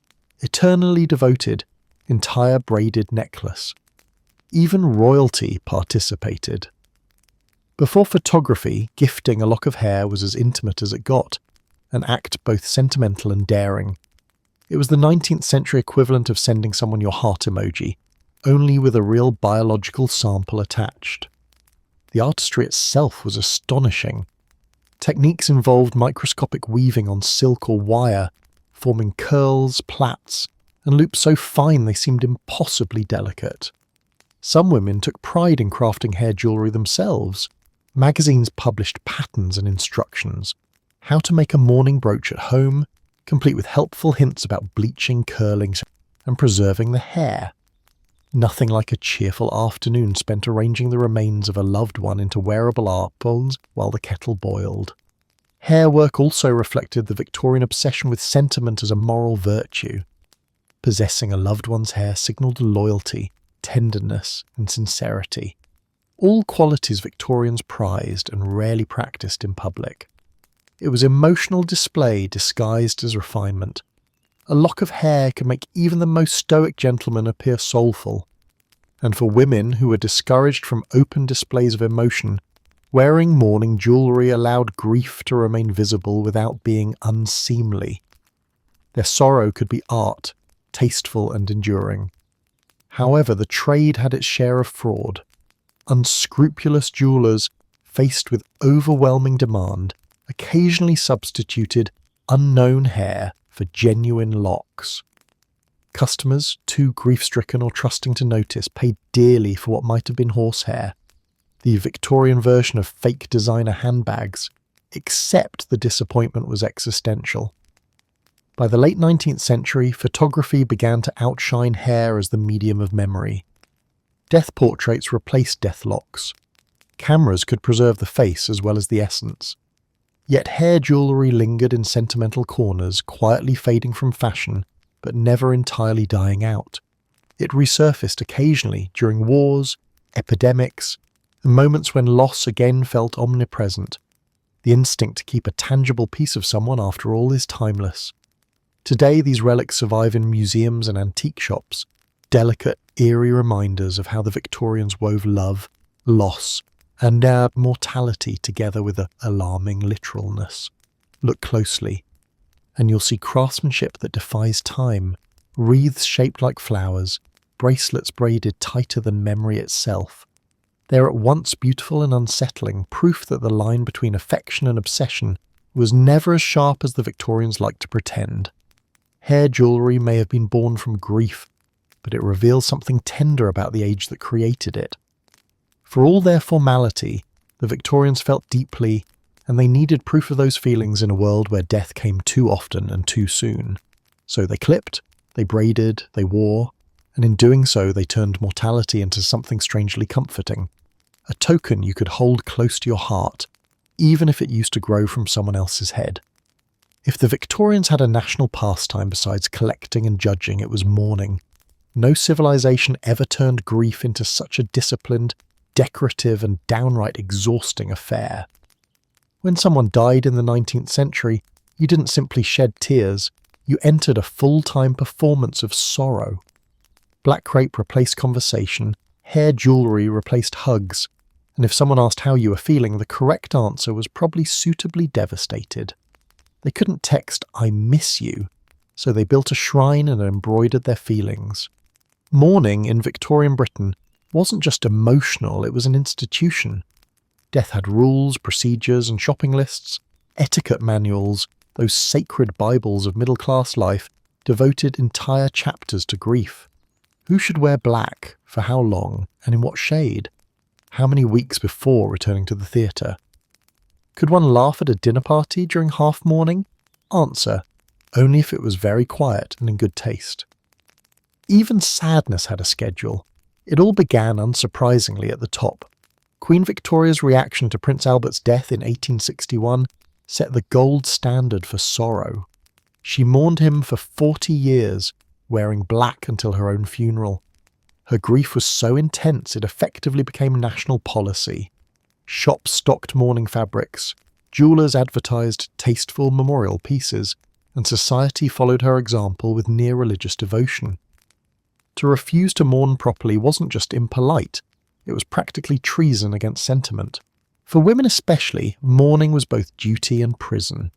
The full mourning period for a widow could last up to 2 years. During that time, she wore only matte black, silk, crepe or bombazine, fabrics chosen for their ability to absorb both light and hope. Jewellery was limited to jet, a glossy black fossilised wood quarried in Whitby and polished to perfection. Jet became so fashionable that Whitby transformed into Britain's unofficial capital of grief. Street after street glittered with sombre elegance as workshops produced necklaces, brooches, and cameos carved with urns, angels, and initials. As the months passed, a woman might progress to half-mourning, a kind of emotional parole, where lavender, grey, and mauve were permitted. This stage allowed society to acknowledge that she was still sad, but not so sad that she couldn't attend tea. The progression of colour, from deep black to pale lilac, became a visual language of loss.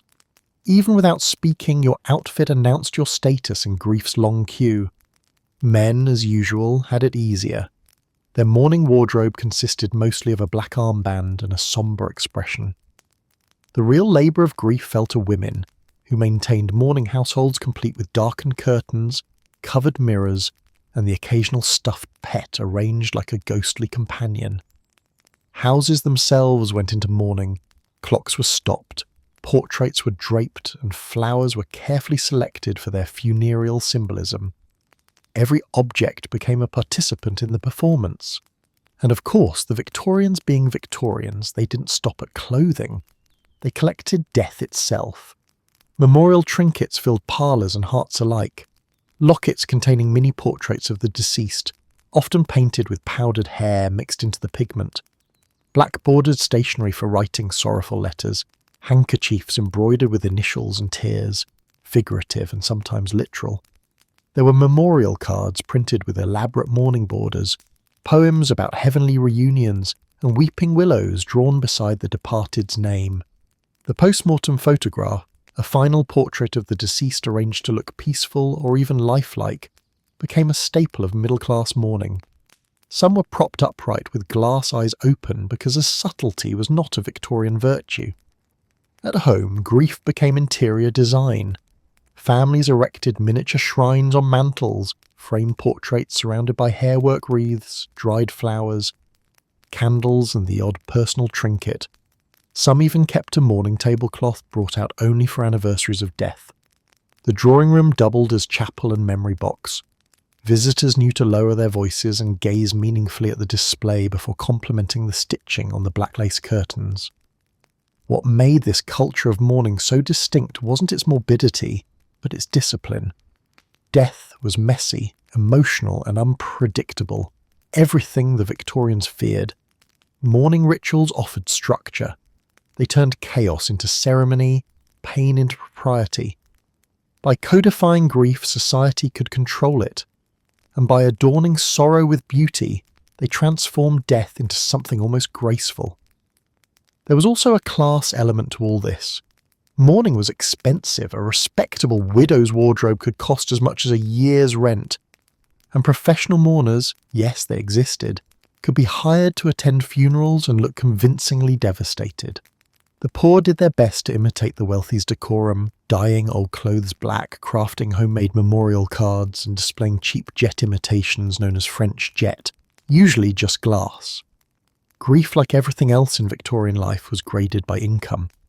Not everyone was enchanted by the industry of death. By the late 1800s, a few critics began to question the sincerity behind all the velvet and crepe. Was mourning still about memory, or had it become performance? Satirists mocked the competitive sadness of society ladies who outgrieved each other in the pages of fashion magazines. Grief has become the new black, one wag quipped. Still, the rituals persisted, partly out of tradition, partly because nobody wanted to be the first to stop. Yet beneath the lace and ceremony lay something deeply human. The Victorians lived in constant proximity to loss, epidemics, childbirth deaths, and industrial accidents. Mourning wasn't a curiosity, it was survival. Their rituals, however elaborate, gave form to the formless ache of absence. They allowed people to remember without dissolving into despair. For all their sombre absurdities, these customs were acts of love, a way of saying you mattered enough to change my life and my wardrobe. By the dawn of the 20th century, modernity would begin to dismantle this grand theatre of grief. Mourning clothes faded from fashion, photographs replaced hair jewellery, and the art of remembrance grew quieter, more private. But the Victorian legacy lingers in every cemetery gate and every locket holding a face long gone. In their world, death wasn't denied or hidden. It was acknowledged, adorned, and given a place at the table. To mourn was to love in public, to turn heartbreak into ritual, and to let the dead linger in the living room just a little longer. And if that meant embroidering your emotions into handkerchiefs and decorating your mantle with sorrow, well, that was simply good manners. If there was one thing Victorians loved more than collecting exotic shells or dead birds, it was collecting books they hadn't actually read. The 19th century was an age of reading, or at least an age of looking like one read. The Industrial Revolution had created not only wealth and empire, but also that most dangerous of social weapons, the home library. And suddenly, dusty shelves became as much a status symbol as fine china or a piano that nobody played. Owning books you never read, Victorian tradition still going strong today. To understand Victorian Biblomania, you have to picture the cultural earthquake of the printed word. Books, once rare and precious, were suddenly everywhere. Advances in printing cheaper paper, and the spread of literacy transformed reading from a luxury into a national pastime. The steam-powered press made it possible to churn out novels faster than Dickens could kill off characters. Publishing houses exploded, serialised fiction became addictive, and every class, from duchesses to dock workers, had access to stories. It was a revolution bound in cloth covers. But Victorians didn't stop at reading, they collected reading. The wealthy built private libraries that were less about study and more about aesthetic domination. Rows upon rows of leather-bound tomes, gilded and embossed, announced to visitors that their owner was both intelligent and solvent. You could practically smell the self-importance between the bindings. A gentleman's library wasn't just a room, it was a performance, and much like his collection of fossils or Greek vases, it told a story. I am cultured, disciplined, and have very strong opinions about Chaucer. Even those who couldn't afford grand libraries got in on the act. Middle-class homes began sprouting book corners, tiny shrines of literacy, featuring a modest bookshelf and a bust of Shakespeare for moral support. Cheap editions from publishers like Moody's or Routledge allowed the newly literate to fill their shelves with the illusion of intellectual prosperity. Whether they understood Carlyle or not didn't matter. Owning Carlyle mattered. The Victorians had discovered the art of aspirational reading. Meanwhile, the great public libraries were transforming the landscape of knowledge. Philanthropists like Andrew Carnegie and industrial magnates who wanted to cleanse their conscience of factory soot began funding reading rooms across Britain. Cities like Manchester, Birmingham and Liverpool built libraries that looked more like cathedrals than civic institutions. High ceilings, carved wood, and silence so heavy it felt like judgment. For the first time in history, anyone could walk in and touch the spines of wisdom, provided they didn't actually dog-ear the pages. Of course, for the upper classes, the true thrill lay not in access, but in ownership. Book collecting became a refined madness. The rare book trade blossomed, with collectors hunting for first editions, ancient manuscripts, and obscure pamphlets with the fervour of archaeologists. Auctions were battlegrounds where men with monocles and tempers competed over who could spend the most on a 15th century Bible or a signed copy of Wuthering Heights. Scholars called it bibliophilia. Everyone else called it what it was, a very expensive way to impress guests. There was even a medical term for it, bibliomania. Coined in the early 19th century, it described an obsessive compulsion to acquire books, regardless of reason, space, or budget. Doctors debated whether it was a harmless eccentricity or a genuine mental disorder. Symptoms included excessive cataloguing, sleeplessness before auctions, and uncontrollable excitement at the sight of calfskin bindings. The patients were usually men of leisure who could afford the disease. One afflicted collector, the Reverend Thomas Dibdin, even wrote a satirical guide titled Bibliomania, or Book Madness, 1809, turning his own ailment into literature, and, predictably, a bestseller among other sufferers. Book collecting also fed the Victorian obsession with order. Cataloguing one's library became an art form. Owners drew up detailed ledgers recording the titles, authors, publication dates, and sometimes emotional reactions. Unread, impressive binding. Private libraries had their own indexing systems, often designed to confuse anyone but the owner. Dust was the enemy, polish the religion.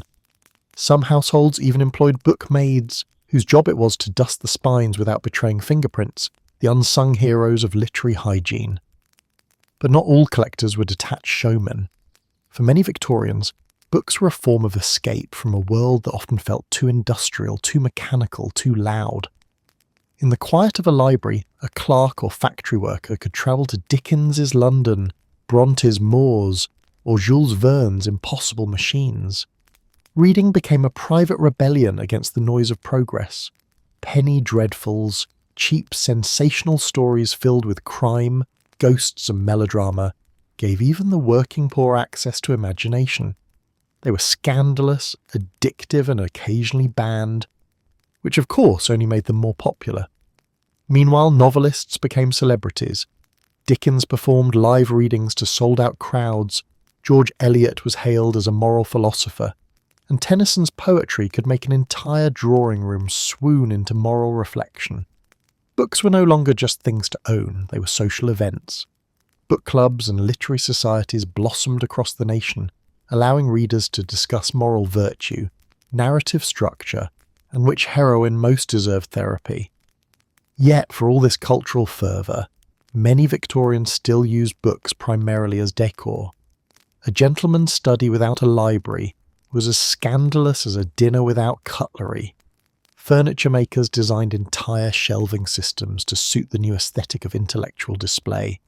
The gentleman's scholar became a type, pipe in hand, waistcoat slightly dusty, surrounded by more wisdom than he could ever possibly consume. As the century turned, this mania left an enduring mark. Museums and universities inherited vast private libraries from their overzealous collectors, some of whom had clearly never cracked open the spines. The British Library itself owes much of its early richness to Victorian bibliomania, a national archive built from personal obsession. And so, long after the ferns withered and the fossils gathered dust, the Victorian Library remained, a monument to intellect, ambition, and the human desire to look learned while avoiding effort. Even today, when minimalist decor reigns supreme, interior designers still recommend a tasteful shelf of old books to convey gravitas. The Victorians would be proud, because in it at the end, their bibliomania wasn't just about reading, it was about identity. They built libraries the way others built reputations, one volume at a time, alphabetized, dusted, and seldom opened. After all, in Victorian Britain, it wasn't what you read that mattered, it was what you displayed, preferably on mahogany under the approving gaze of Shakespeare. By the late 19th century, the British collecting fever had reached microscopic proportions. The age of fossils and taxidermy was giving way to a new breed of hoarder, the kind armed not with a net or a shovel, but with tweezers and an alarming respect for glue. The Victorians had conquered continents, catalogued the natural world, and now they turned their hungry eyes to the smallest things imaginable. Stamps, coins, tickets, postcards, and anything else flat enough to fit into an album. If you licked it, labelled it, or lost it in the couch, as one modern wag might put it, Victorians collected it. The Great Stamp Mania, or philately, if you wanted to sound respectable about it, began in 1840, the year Britain issued the world's first adhesive postage stamp, the penny black. It was tiny, utilitarian, and featured the steady, disapproving face of Queen Victoria.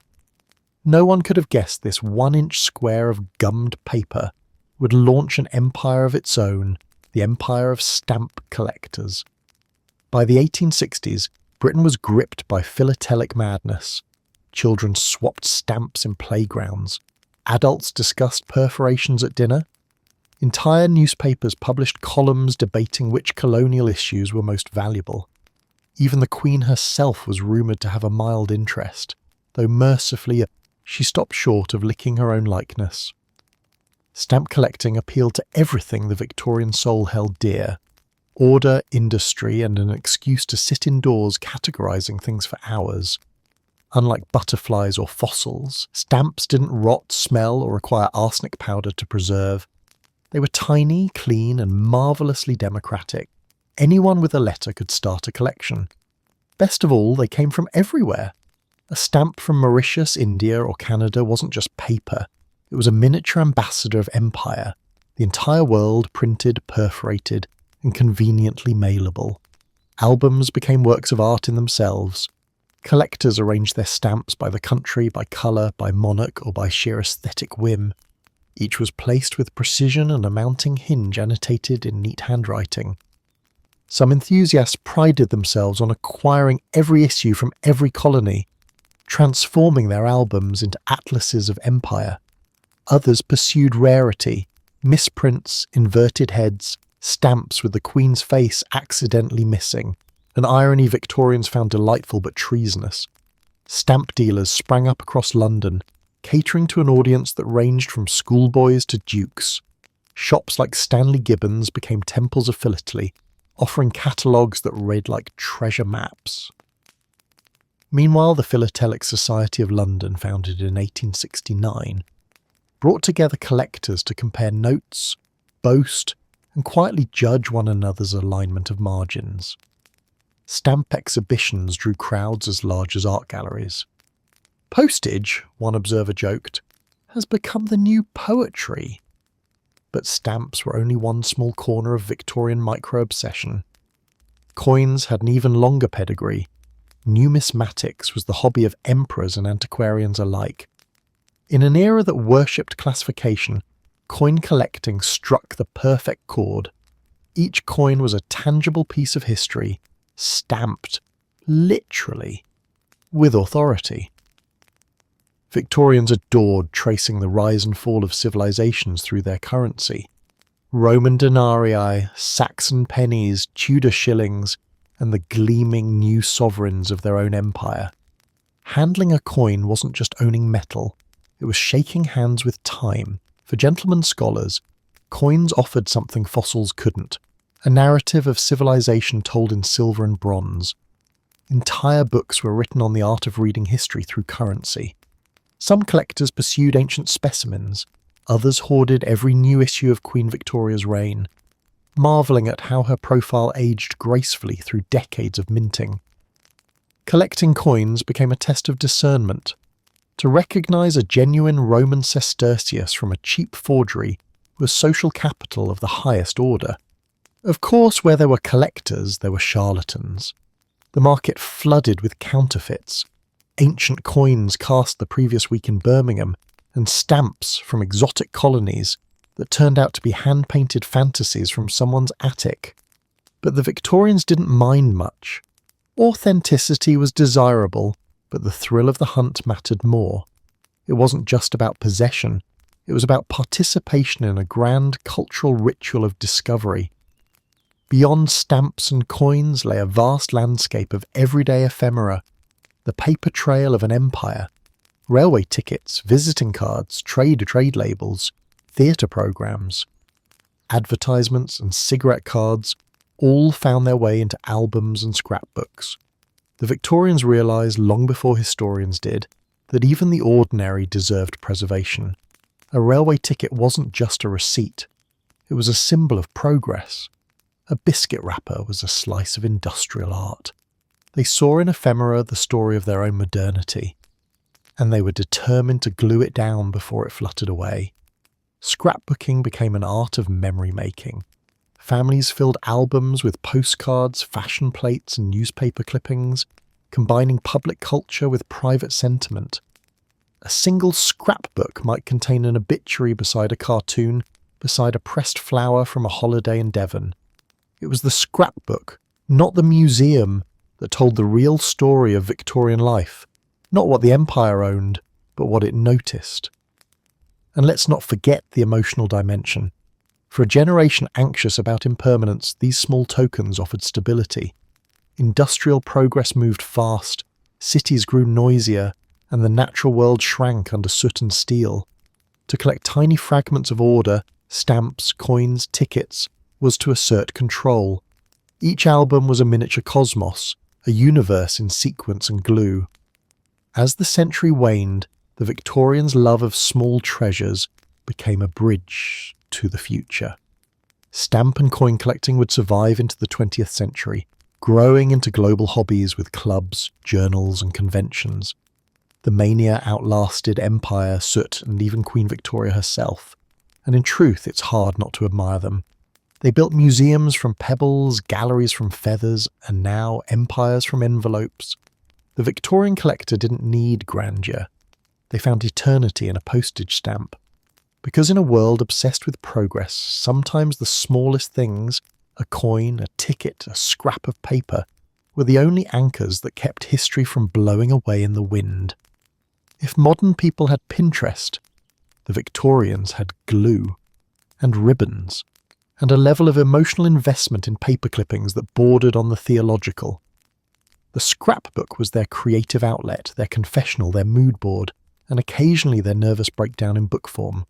It was a way to capture a life's fleeting fragments, the headlines, the flowers, the lace, the laughter, before they crumbled into coal dust and memory. In short, the Victorian scrapbook was Pinterest, but with more glue and existential dread. The idea wasn't entirely new. People had been saving keepsakes for centuries, but the Victorians perfected it and gave it rules, as they did with everything else. The explosion of cheap printing, photography and decorative paper in the 19th century made the world a collage waiting to happen. Every home had newspapers, pamphlets, greeting cards, and trade catalogues piling up like literary compost. Throwing them away would have been wasteful. Gluing them into an album was civilization. Scrapbooking suited the Victorian psyche perfectly. It was sentimental but disciplined, artistic yet moral. Women especially embraced it as a respectable creative hobby that didn't involve scandalous things like opinions. The parlour table became a battlefield of cutouts and paste. There were etiquette manuals for it, of course. Because even cutting paper required decorum. Scissors should be small and silver. Paste should be applied sparingly. And one's content should be tasteful, a gentle balance between sentiment and restraint. Avoid anything vulgar, warned the Young Ladies' Book of Arts and Amusements in 1860, which was ironic advice for an age obsessed with printing every possible emotion in capital letters. A Victorian scrapbook could contain almost anything, and frequently did. Newspaper clippings of heroic rescues, death announcements, royal births, and moral poems. Time is fleeting, so dust your mantle. Engravings of flowers and angels, trade cards advertising patent medicines and soap promising to make you spiritually pure, scraps of ribbon, ticket stubs, visiting cards, embroidery patterns, pressed ferns and fragments of wedding veils. Some were tender tributes to loved ones, others were organised chaos, like a diary written by someone with scissors and commitment issues. Publishers, sensing a goldmine, began printing scraps specifically for the collectors, bright embossed chromolithographs of kittens, cherubs, wreaths and saints sold by the sheet. Stationers sold whole scrapbooking kits, pre-cut images, blank albums, paste pots, and even guides on arranging for elegance. Some families spent entire evenings around the fire trimming and pasting while someone read Dickens aloud. It was wholesome, creative, and slightly terrifying. Imagine an evening of enforced family bonding, where everyone silently glues angels onto black paper until bedtime. But make no mistake, beneath the sentimental glitter, scrapbooking had deeper psychological roots. The Victorians lived in an era of overwhelming change. Industry was rewriting their lives daily. Photography and print were flooding the senses. Memories felt increasingly fragile. The scrapbook became an act of defiance, a way to fix moments before they vanished into the fog of modernity. Every clipping was a protest against impermanence. "If I glue this here," the scrapbook seemed to whisper, "perhaps time will not take it." For women, the art carried even more weight. In a world that denied them authorship, the scrapbook offered authorship disguised as craft. It was a safe space to curate a personal narrative within the boundaries of propriety. A lady might never publish her thoughts, but she could paste her feelings, literally, into an album.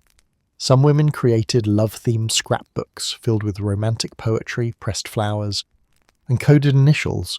Others documented social life, invitations, dance cards, calling cards, turning their popularity into permanent record. A few bold souls even used their scrapbooks for social critique, clipping cartoons about gender or politics and juxtaposing them with lace and lilies, subtle, subversive satire with decorative borders. Men too had their versions, though they preferred to call them commonplace books.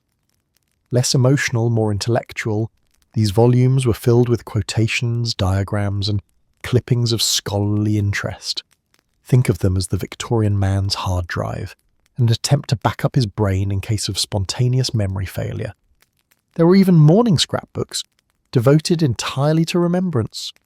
Pages of black paper held obituary clippings, memorial verses, and locks of hair, decorated with lilies and urns. They were equal parts grief and graphic design. Each page was both tribute and therapy, the tangible expression of an age that believed mourning should be beautifully exhausting. Scrapbooks weren't only private treasures, they were also social trophies. Guests might be invited to leaf through a family album after tea, oohing over its contents with carefully measured admiration.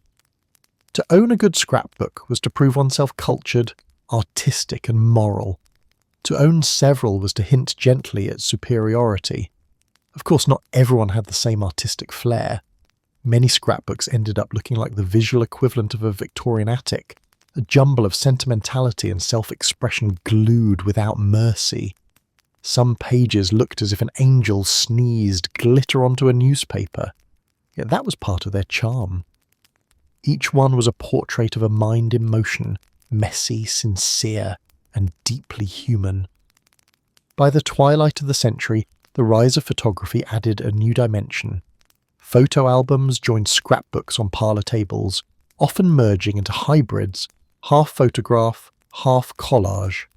A family portrait might be surrounded by paper flowers, poetry, and clippings about moral virtue, as if to say, we're not only alive, we're spiritually improving. Today, historians treasure these scrapbooks because they capture something no official archive can: the private imagination of ordinary Victorians. They reveal what people valued, what amused them, what frightened them, the texture of daily life pasted in paper and ink. Each album is a time capsule of curiosity and emotion, held together by glue that somehow still survives. In the end, Victorian scrapbooking was more than a hobby. It was an act of self-preservation, memory made tangible, beauty made personal, chaos made coherent, at least with enough glue. These were albums not of what was important, but of what was loved. And so, among the faded ribbons, brittle flowers, and yellowing newsprint, you can still hear the whisper of their creators, not professional artists, not historians, just people trying to keep life from slipping through their fingers. The Victorians glued their world together one scrap at a time, and perhaps deep down so do we, only now we call it scrolling.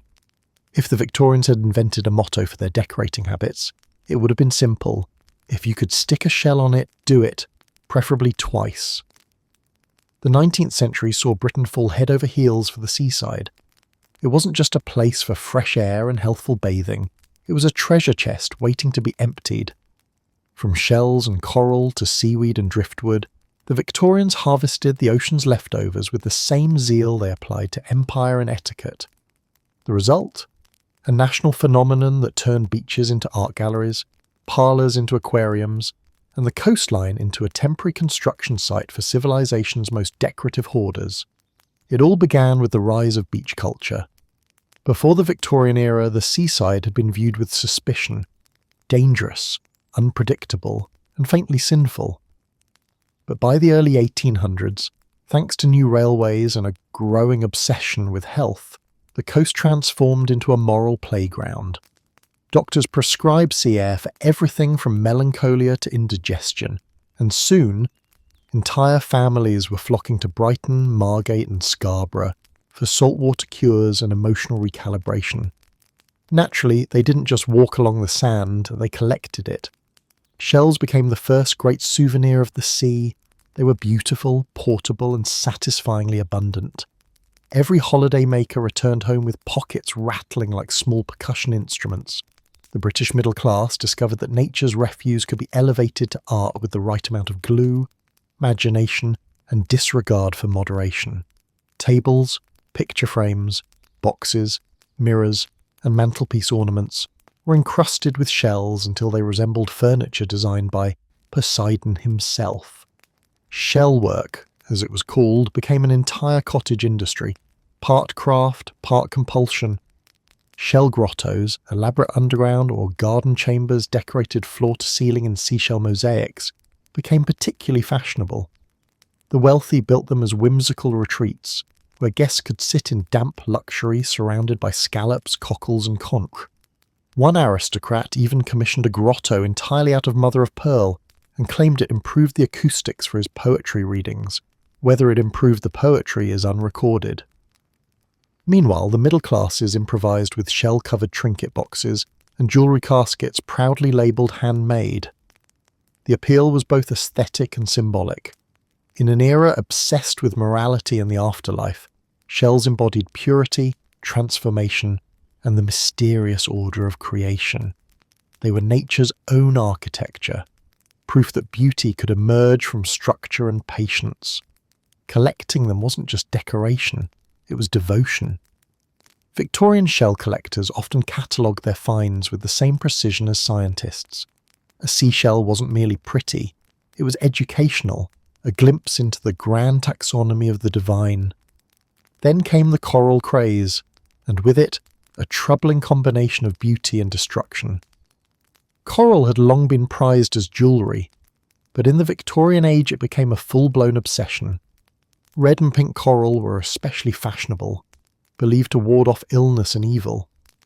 Coral necklaces were popular for children, coral combs adorned women's hair, and coral beads dangled from brooches and bracelets. The demand was so high that coral reefs from the Mediterranean to the South Pacific were stripped bare by divers and traders eager to supply Britain's vanity. By the 1880s, entire towns along the Italian coast thrived on coral carving, little knowing they were helping turn ecosystems into accessories. Even the humblest seaside materials found new artistic lives. Driftwood frames, sand-filled paperweights, and seaweed pressed between glass became fixtures of the Victorian home. Seaweed collecting in particular achieved cult status. It was the perfect genteel pursuit, respectable, scientific, and only mildly damp. Ladies in long skirts waded along tidal pools, armed with tweezers and notebooks, gathering specimens to dry and mount in albums.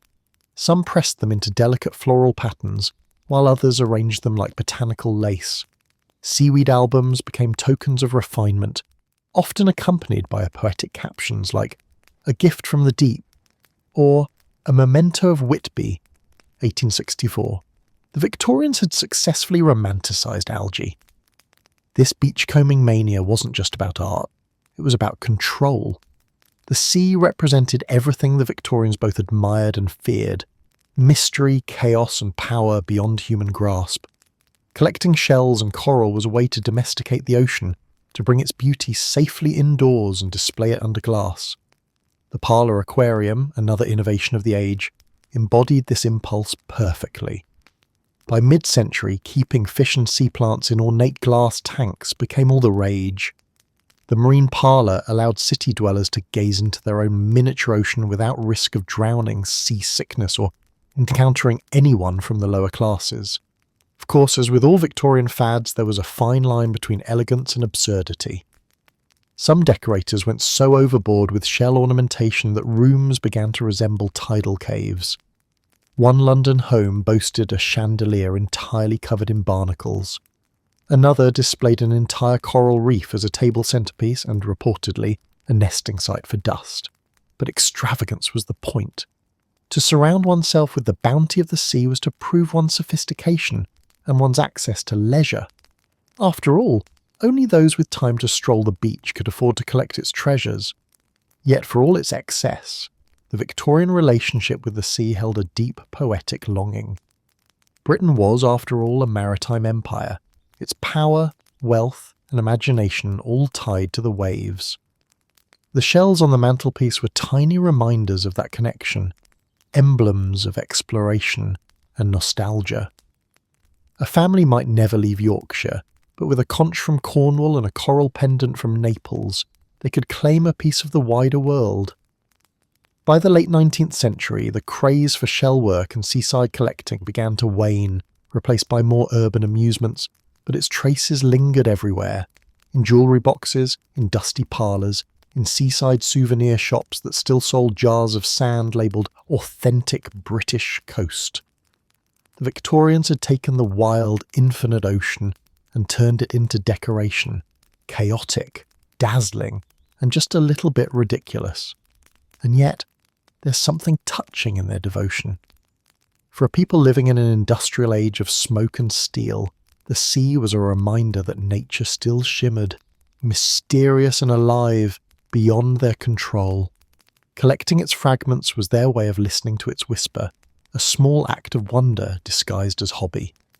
So yes, the Victorians may have shellacked entire mirrors in scallops and glued coral to candle holders, but behind the excess lay the oldest human impulse of all, to hold beauty in our hands before it slips back into the tide. Victorians didn't just live in the age of discovery, they lived in the age of labels. They named, numbered, and catalogued everything that didn't flee fast enough. Beetles, bones, books, buttons, diseases, even types of facial hair, nothing escaped the British instinct to file it neatly under a Latin heading. They didn't just look at a butterfly, as one modern historian quipped. They invented Latin for it. For the Victorians, knowledge wasn't power. It was paperwork. This mania for classification was no accident. The 19th century was a time of dizzying expansion, scientific, industrial, and imperial. The world seemed to be growing larger by the minute, and the Victorians, terrified of chaos, responded in the only way they knew how, by sorting it.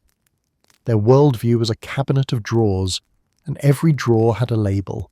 It was order versus entropy, and by God they intended to win. Science led the charge.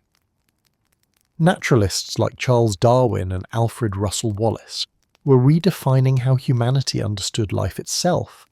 The natural world was no longer a divine mystery. It was an index waiting to be organised. Taxonomy, the system of naming and classifying species, became the sacred language of progress. From the smallest insect to the largest whale, every living thing was subjected to examination, dissection, and a proper introduction to Latin grammar. Collecting became not just a hobby, but a scientific crusade. Amateur naturalists filled notebooks with detailed lists of birds spotted, plants gathered, and fossils unearthed. They swapped specimens by post, debated species in earnest letters, and occasionally started polite wars over who discovered what first. In Victorian Britain, it wasn't enough to find something new. One had to classify it, ideally with a name that hinted at both genius and moral restraint. A modest discovery, wrote one collector about his fossil find, yet properly indexed. The mania didn't stop at nature. Everything was catalogued. Museums and libraries became temples of classification, where curators worked feverishly to impose order on the chaos of empire. The British Museum, swollen with artefacts from every corner of the world, developed intricate numbering systems to keep track of its acquisitions. Scholars devised elaborate catalogues, binding knowledge in thick ledgers that looked suspiciously like bricks of bureaucracy.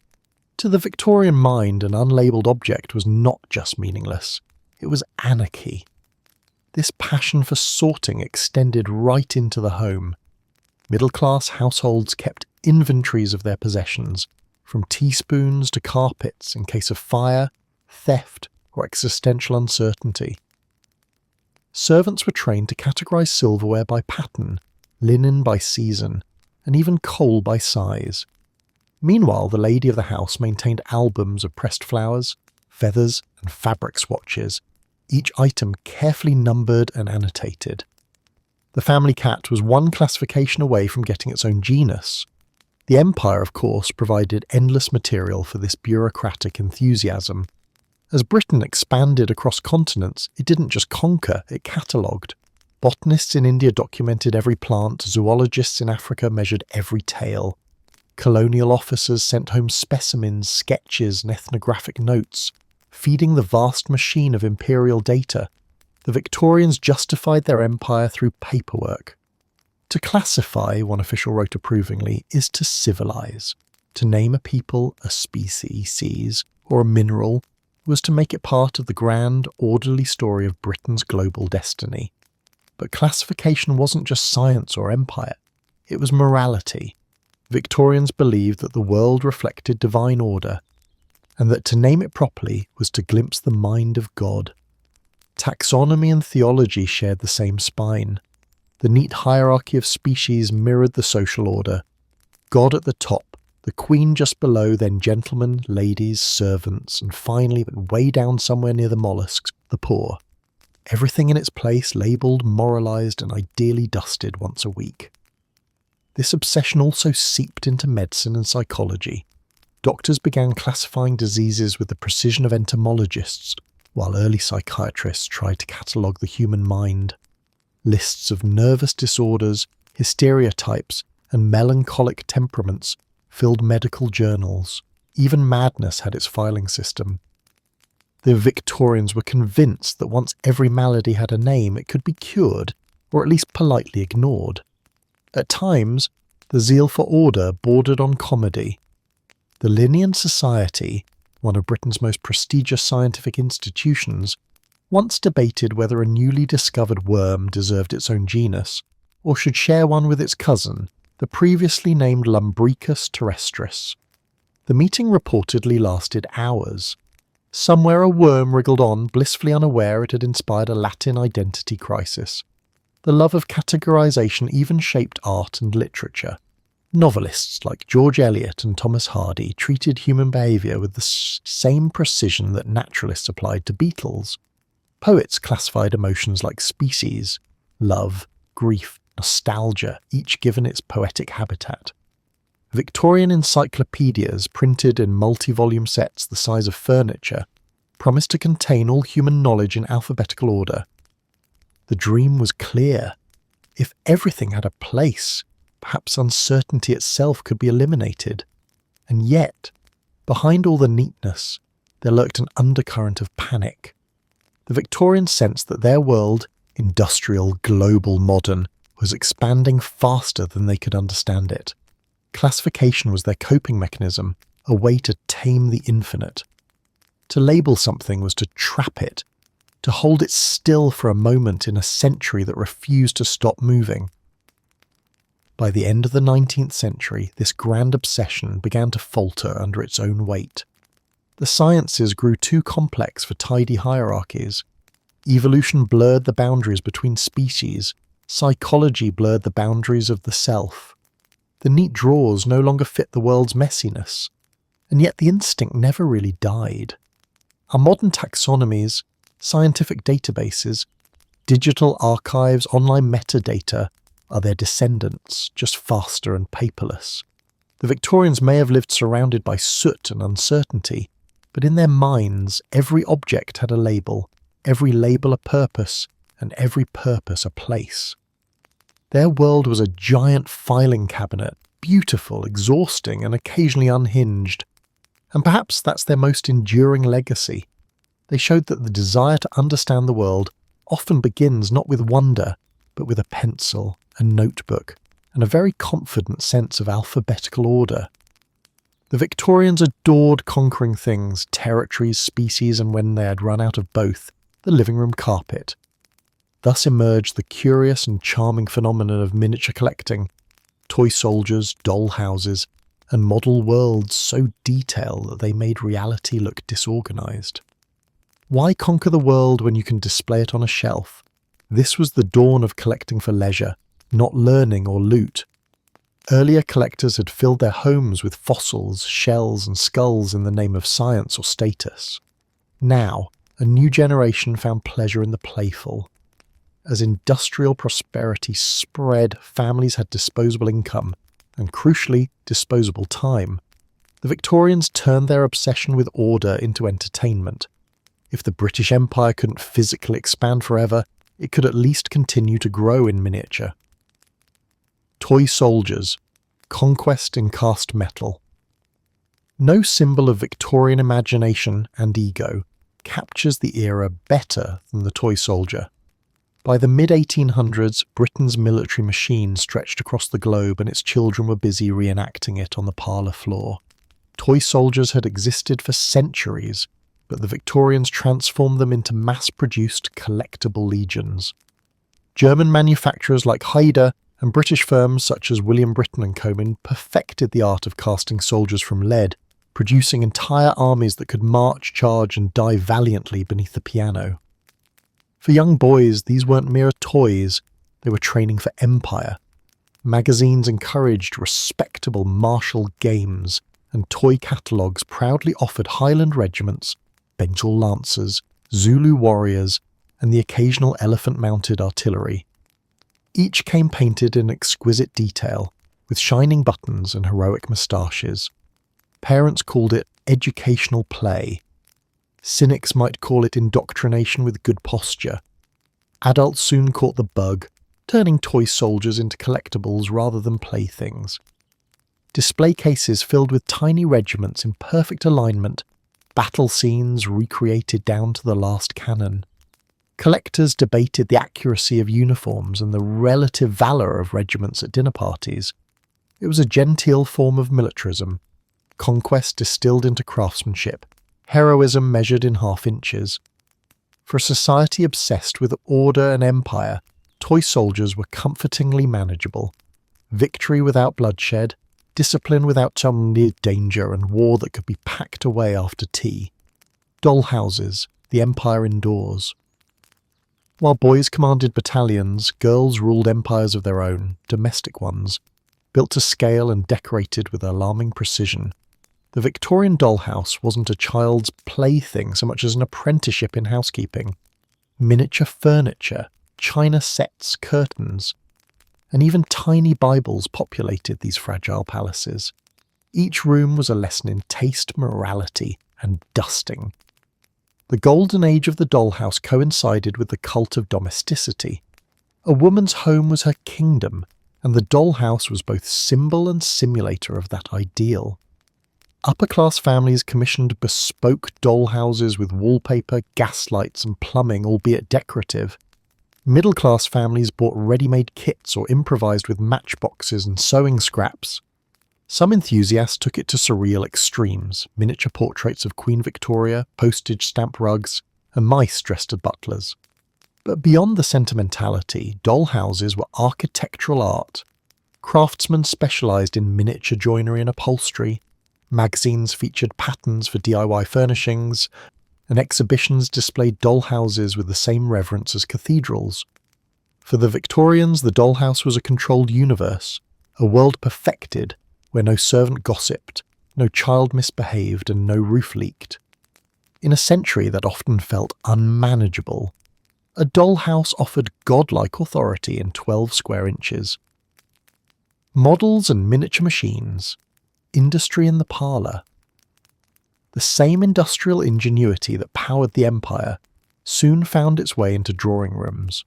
Mechanical model kits, trains, bridges, ships, and engines turned engineering into entertainment. Clockwork trains puffed around circular tracks while model steamships chugged across parlour basins. Tinkerers built entire miniature railways, some sprawling enough to alarm the family cat. To Victorian sailors, these models were a civilised substitute for actual labour, a way to enjoy the precision of engineering without the inconvenience of soot. Boys, too, learned the virtues of design and patience, while girls were occasionally allowed to admire from a safe, ungreasy distance. Model building became a national pastime reflecting Britain's love affair with machines. It combined creativity, craftsmanship, and control, three of the Victorians' favourite vices. Even artists and intellectuals succumbed to the allure of the miniature. Architects built scale models to display grand designs, while explorers commissioned detailed dioramas of exotic landscapes. Museums filled with model ships, model factories, and model cities, each a microcosm of British ambition, tidily contained behind glass. The Victorians, masters of the big world, they were learning to master the small one too. A universe in miniature. There was something deeply symbolic about this shift from collecting nature to collecting representation. The earlier Victorian collector had gathered the real world, fossils, shells, bones, while the later Victorian collector built it anew in miniature. They no longer needed to own the object itself. Owning its likeness was enough. It was control without chaos, power without mess. And it wasn't just about nostalgia or play, it was about preservation. The miniature offered permanence, a model ship never sank, a toy soldier never truly died, and a dollhouse dinner was never burnt. In their tiny worlds, the Victorians found relief from the unpredictable scale of reality. As the 20th century approached, these miniature obsessions would lay the groundwork for modern hobbies, model railways, action figures, architectural maquettes. The Victorian parlour had quietly given birth to the collector's cabinet of the modern age, smaller, neater, but no less compulsive. Because ultimately, the Victorians didn't just want to understand the world. They wanted to contain it. And when the real thing grew too vast, too complicated, too alive, they simply built a smaller version and made it behave. For every Victorian who catalogued beetles or pressed seaweed, there was another who preferred something more human, or less, depending on how you looked at it. The 19th century's love of collecting didn't stop at fossils, shells, and coins. It extended disturbingly to people. The era's museums, fairs, and travelling exhibitions blurred the line between science and spectacle. Science blurred with spectacle, one might say, and spectators blurred their morals. The Victorians prided themselves on their curiosity, but curiosity has a dark twin, voyeurism. While naturalists dissected nature, showmen dissected humanity, turning difference into display. The freak show, as it came to be known, was both entertainment and exploitation, a mirror of an age obsessed with classification, hierarchy, and the idea that everything, even human beings, could be measured, labelled, and exhibited. It began innocently enough, under the respectable banner of curiosity. Travelling exhibitions had long featured unusual artefacts, stuffed animals, and mysterious relics. But by the early 1800s, human oddities began to take centre stage. Giants, dwarfs, conjoined twins, bearded ladies, and people born with rare conditions became living attractions. Audiences flocked to see what nature, or God, had done differently. They came armed with wonder, but left with a souvenir of superiority. The poster child, sometimes literally, for this strange commerce was Phineas Taylor Barnum, the American showman whose influence stretched across the Atlantic. His American Museum, which opened in New York in 1841, was a cathedral of chaos, half menagerie, half moral lesson, half outright hoax. Barnum's genius was his ability to disguise exploitation as education. Visitors could view scientific marvels like the Fiji mermaid, a monkey torso sewn onto a fishtail, General Tom Thumb, a performer with dwarfism who became world famous, and Joyce Heth, an elderly enslaved woman Barnum falsely claimed was George Washington's 81-year-old nurse. He sold lies wrapped in Latin and called it learning. Britain quickly followed suit. By mid-century, London's exhibition halls and provincial fairs were teeming with living curiosities. Men with elongated limbs, women covered in tattoos, wolf boys, armless wonders, and the world's fattest man appeared in carefully staged spectacles. Some shows travelled with circuses. Others rented rooms near major railway stations to catch the curious commuter. Posters promised edification and astonishment, while moralists grumbled that both the performers and their audiences were degrading civilization. But tickets kept selling. What made the Victorian freak show particularly fascinating and horrifying was its respectability. Audiences told themselves they weren't there to gawk, they were there to learn. Doctors, clergymen and society ladies attended these exhibitions as if they were anthropological field trips. Nature's deviations, as they called them, were presented as scientific specimens, proof of divine mystery or hereditary law. The audience could cluck sympathetically, quote Darwin, and still feel comfortably superior on the tram ride home. Some performers, of course, found agency within this grim trade.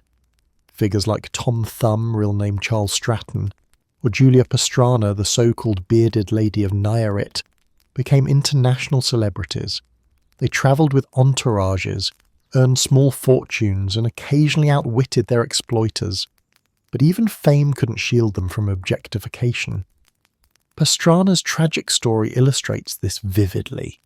After she died in childbirth in 1860, her body was mummified and displayed across Europe for decades. The Victorians could not let her rest. She was too valuable as a specimen, too fascinating as a curiosity. Freak shows were the underside of Victorian science, the moral swamp beneath the museum. At the same time that physicians and naturalists were classifying species, anthropologists were measuring human skulls, cataloguing facial angles, and ranking races by development. Pseudosciences like phrenology and physiognomy claimed to read character from the shape of one's head or the slope of one's nose. To a public already drunk on classification, such nonsense sounded convincing. And so the same age that built the British Museum also built carnival tents where science justified staring. The fascination extended even into death. Anatomical museums flourished, selling tickets to view preserved organs, bones, and wax models of diseases. Institutions like Joseph Kahn's Museum of Anatomy or Thomas Cook's Gallery of Human Curiosities advertised themselves as moral and educational, so long as you didn't faint.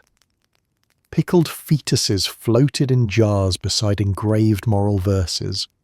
Wax models of female maladies were presented to instruct the respectable. Visitors emerged queasy, educated, and oddly satisfied. There was, beneath the gawking, a peculiar Victorian earnestness. The freak show wasn't just about mockery. It was also about the Victorian fear of difference. The Industrial Revolution had made the world mechanised and standardised. Anything outside the norm was both terrifying and fascinating. The monstrous became a moral category, an object lesson in what happens when nature or society goes astray. The Victorians loved symmetry, and every deviation was a moral puzzle to solve. And yet, in their paradoxical way, these exhibitions also challenged the very hierarchies they seemed to reinforce. The so-called oddities often displayed more dignity, wit, and resilience than the spectators who gawked at them. They blurred the boundaries between performer and exhibit, human and specimen, spectacle and self. Some became entrepreneurs, managing their own shows and marketing their image with an awareness of irony that would make modern influencers blush. They understood that the Victorians' morbid fascination was also their opportunity. By the end of the century, the freak show began to wane. Advances in medicine reframed physical differences as conditions rather than curiosities. The rise of cinema and photography offered new forms of spectacle that didn't require a live body. Public sentiment slowly turned, though not always out of compassion. People simply found newer ways to be entertained. The age of wonder had grown self-conscious. Its curiosities were being filed away under regrettable enthusiasm. Yet the legacy endures. The Victorian freak show left behind a haunting lesson about the fine line between curiosity and cruelty, knowledge and exploitation. It revealed the human urge not only to understand what is different, but to possess it, through gaze, through label, through ticket price. The Victorians believed they were studying humanity. In truth, they were studying themselves. An empire of spectators, forever torn between enlightenment and entertainment. Because for all their microscopes and moral lectures, the Victorians never quite decided what they loved more, learning about the world or simply looking at it and calling it progress. If the Victorians had invented social media, it would have come bound in leather and smelled faintly of chemicals. Photography didn't just capture their likeness, it captured their souls, or so they half believed. For a people obsessed with memory, legacy, and the art of not letting go, the invention of the photograph was nothing short of divine intervention. At last, they thought, we can stop writing about ourselves and start developing instead. Victorians didn't just remember the dead, they developed them. The birth of photography in the early 19th century landed squarely in a society already addicted to collecting. The daguerreotype, invented in 1839, offered something miraculous, a frozen reflection, crisp as truth and portable as vanity. Within a decade, photography had become both an art and an obsession.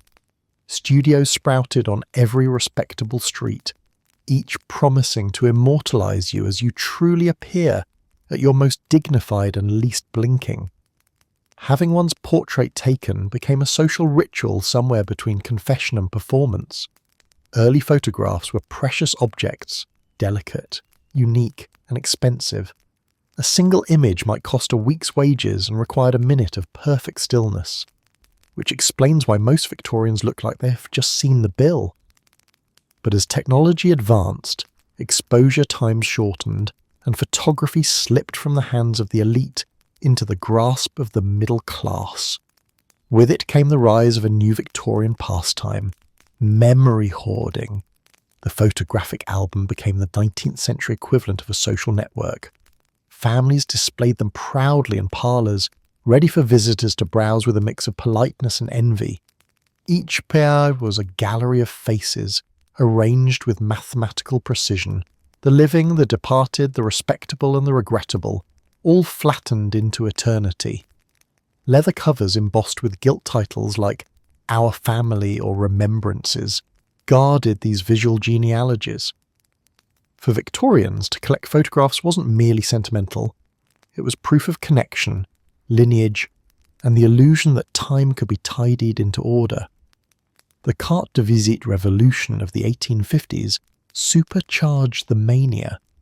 These small photographic calling cards, about the size of a modern business card, turned portraits into collectibles. People exchanged them the way others traded gossip. A visitor might leave behind a card with their likeness, ensuring they'd never be forgotten or forgiven. Album manufacturers seized the opportunity, producing pages with precisely cut slots for these tiny treasures. Social life became a literal gallery of acquaintances. The more carts in your album, the more impressive your social reach. Victorian networking, complete with better posture. Of course, where there was vanity, there was industry. Professional photographers advertised themselves as artists of immortality, promising flattering lighting, retouched skin, and a faintly aristocratic jawline. Studios stocked backdrops of libraries, gardens, or exotic landscapes, so even the most provincial client could pose as a world traveller. "Look," they'd say, gesturing to a photo of Uncle George standing before a painted Roman ruin. He adored Italy. Uncle George, of course, had never left Wolverhampton, but perhaps the most haunting corner of the photographic craze was post-mortem photography.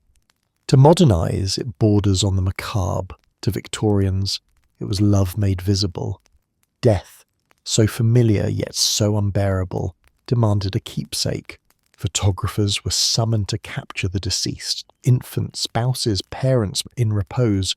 The bodies were washed, dressed, and posed as though sleeping or sitting serenely among the living. Eyes might be painted open afterward, lending the image a ghostly vitality. For grieving families, these photographs weren't grotesque, they were comfort. In an era before cheap snapshots, this might be the only portrait ever taken of a loved one. The photograph was not a reminder of death, but a denial of it. And then came the ultimate fusion of science and seance, spirit photography. As the century marched on and spiritualism swept through drawing rooms, some photographers claimed to capture the dead themselves. Ghostly apparitions, usually the result of clever double exposures, appeared hovering over mourners or perched beside widows in black. Entire families proudly displayed photos in which Uncle Harold's faint outline glowed just above the piano. Like a spectral houseplant, the camera, once a symbol of rational progress, had become an instrument of the supernatural. Even critics who dismissed these images as trickery couldn't deny their eerie appeal. For a society addicted to remembrance, spirit photography offered the ultimate promise, proof that no one ever truly left the frame. Albums themselves became sacred objects, heirlooms of sentimentality and social history.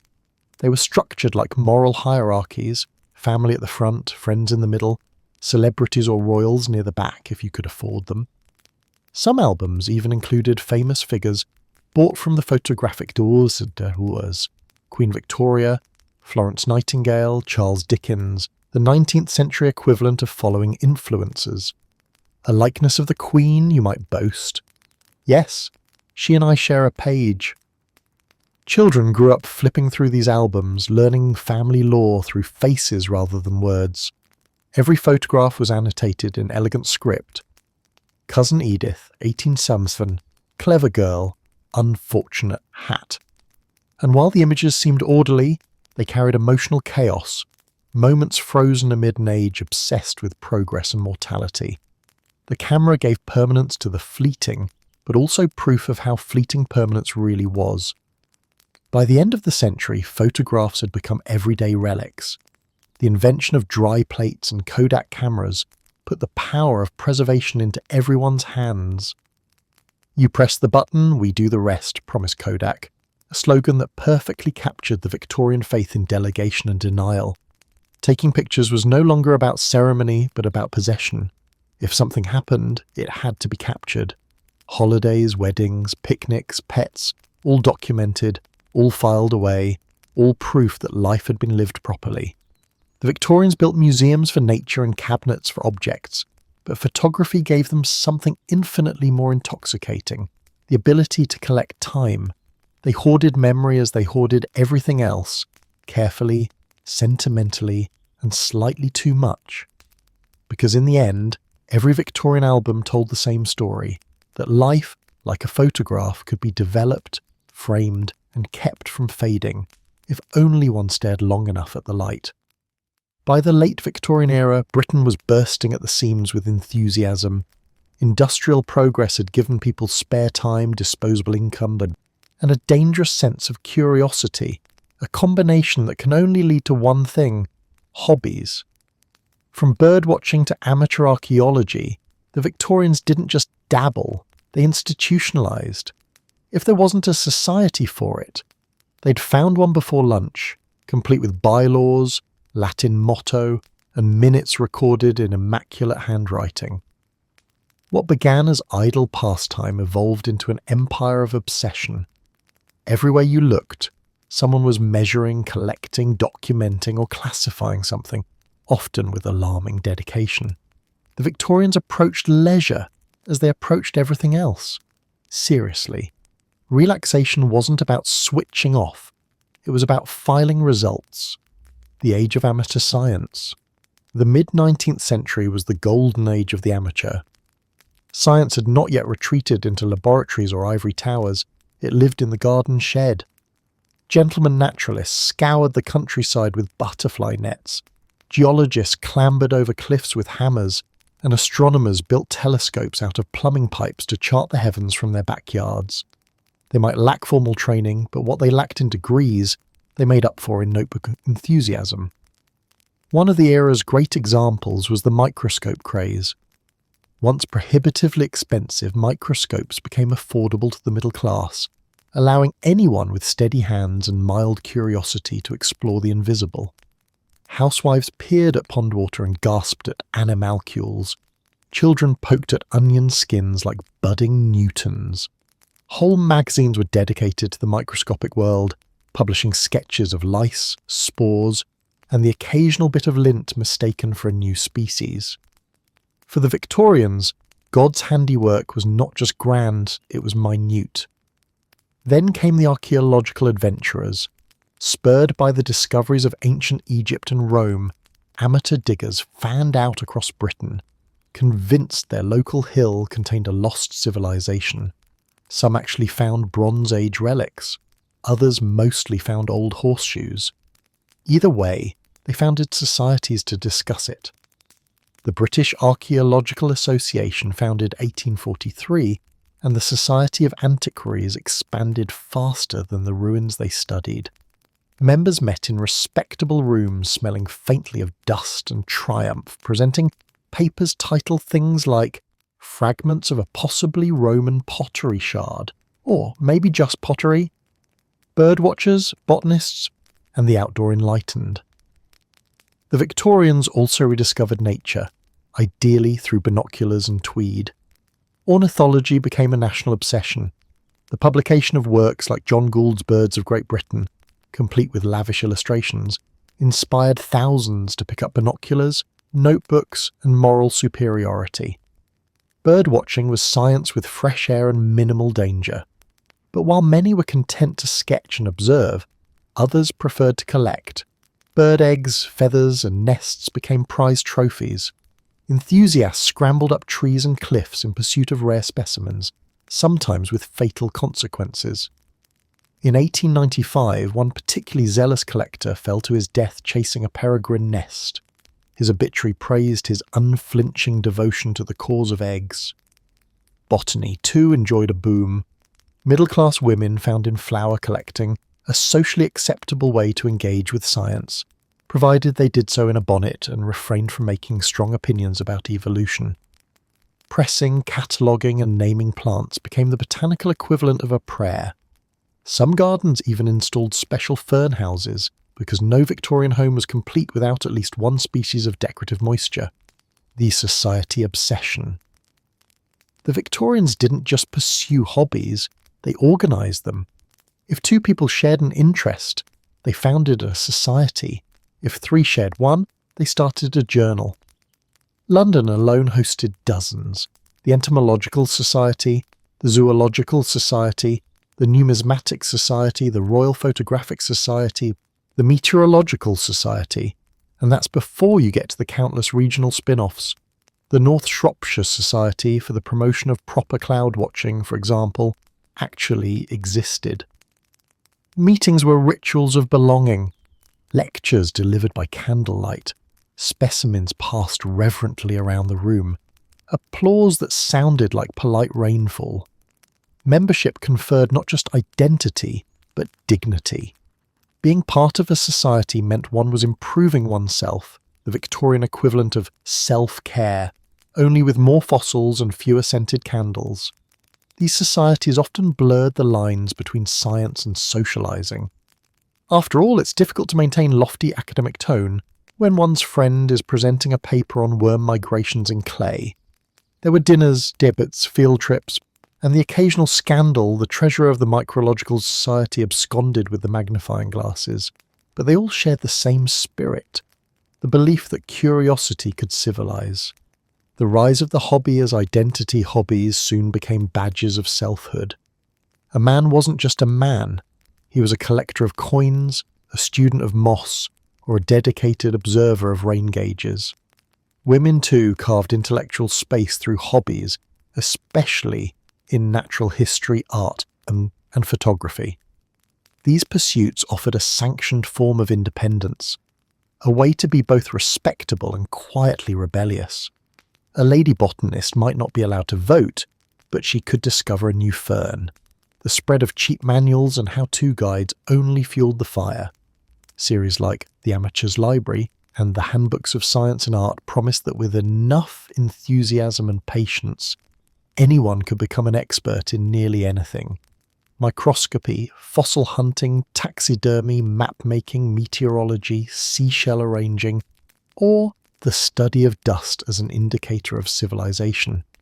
Yes, that was a real lecture. From hobby to subculture. What began as harmless leisure evolved into miniature subcultures, entire worlds of jargon, rivalry, and prestige. Birdwatchers argued over territory, philatelists debated over watermark variations, model engineers compared their gears. Victorian hobbyists even had conventions with exhibits, contests, and the quiet thrill of seeing one's beetle pinned in a display beside someone else's inferior beetle. It was endearingly absurd, but also profoundly modern. These clubs and hobbies created communities of interest that crossed class boundaries. A duke and a draper could stand shoulder to shoulder debating the wingspan of a hawk. In a society obsessed with hierarchy, hobbies were the great leveller, as long as you could afford the annual membership fee. By the close of the century, Britain had transformed from a land of explorers to a land of enthusiasts. The Victorians might have begun the century conquering continents, but they ended it conquering hobbies, proving that curiosity, when given leisure and a ledger, will always find a form. Their world was expanding faster than anyone could comprehend, yet they met it with clipboards and clubs. To be a Victorian hobbyist was to believe that, with enough patience and good handwriting, you could pin down a piece of eternity and call it yours. Because if the universe refused to sit still, the Victorians would at least make it take minutes. By the twilight of the Victorian century, Britain had become a machine, a vast humming organism of factories, railways, and ceaseless production. The clatter of progress never stopped. Neither did the unease it created.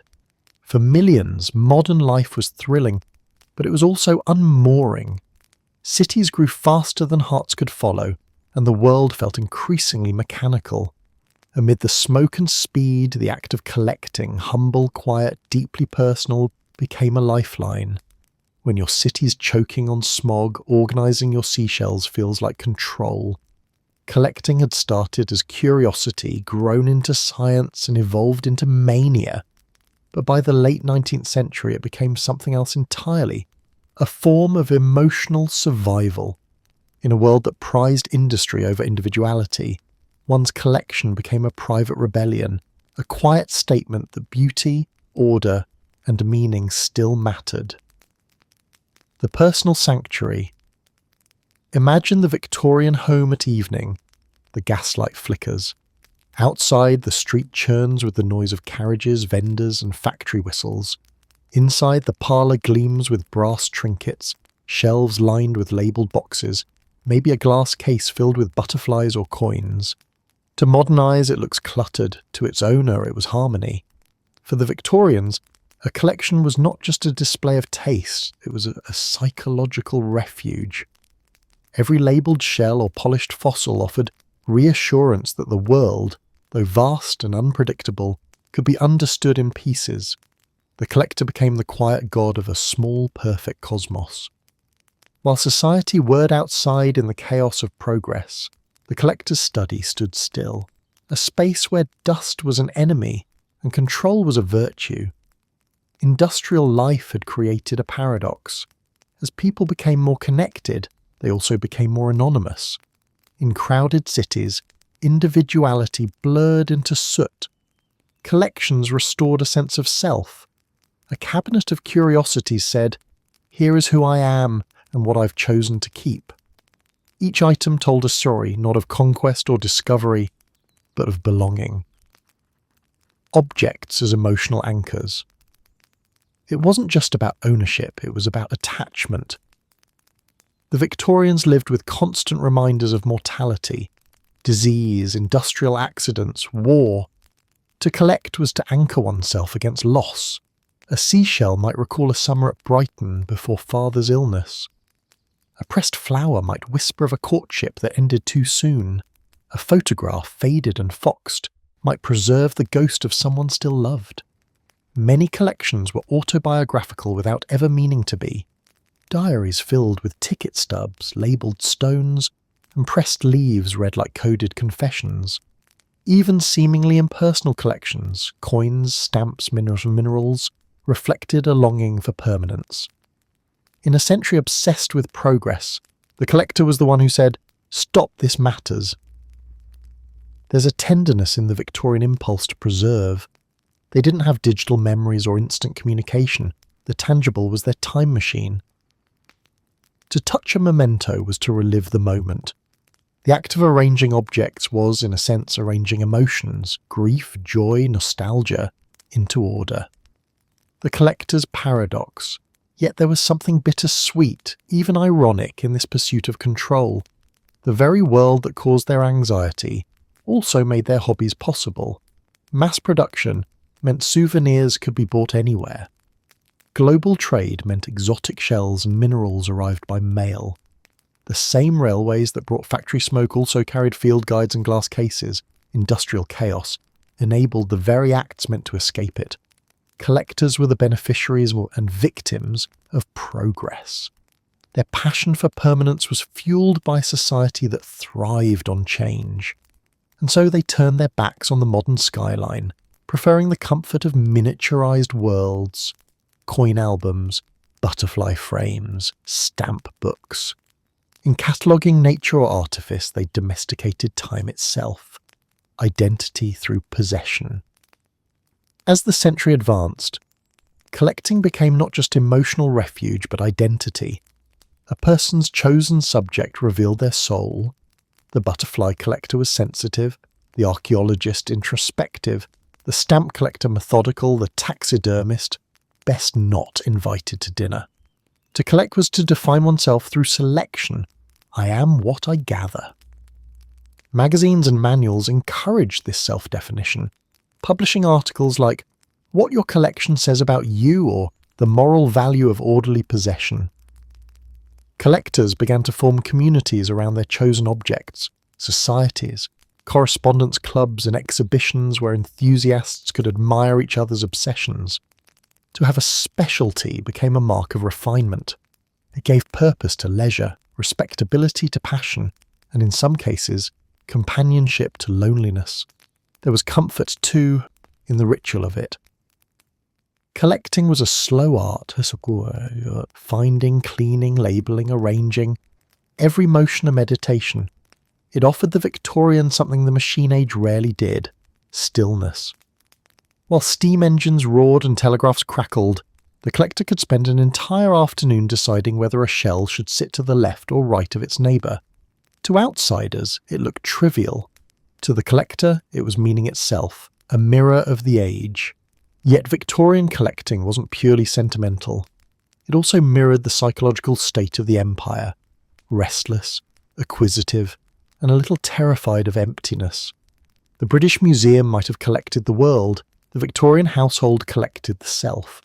In both, possession stood in for understanding. But if empire was about dominance, personal collecting was about preservation.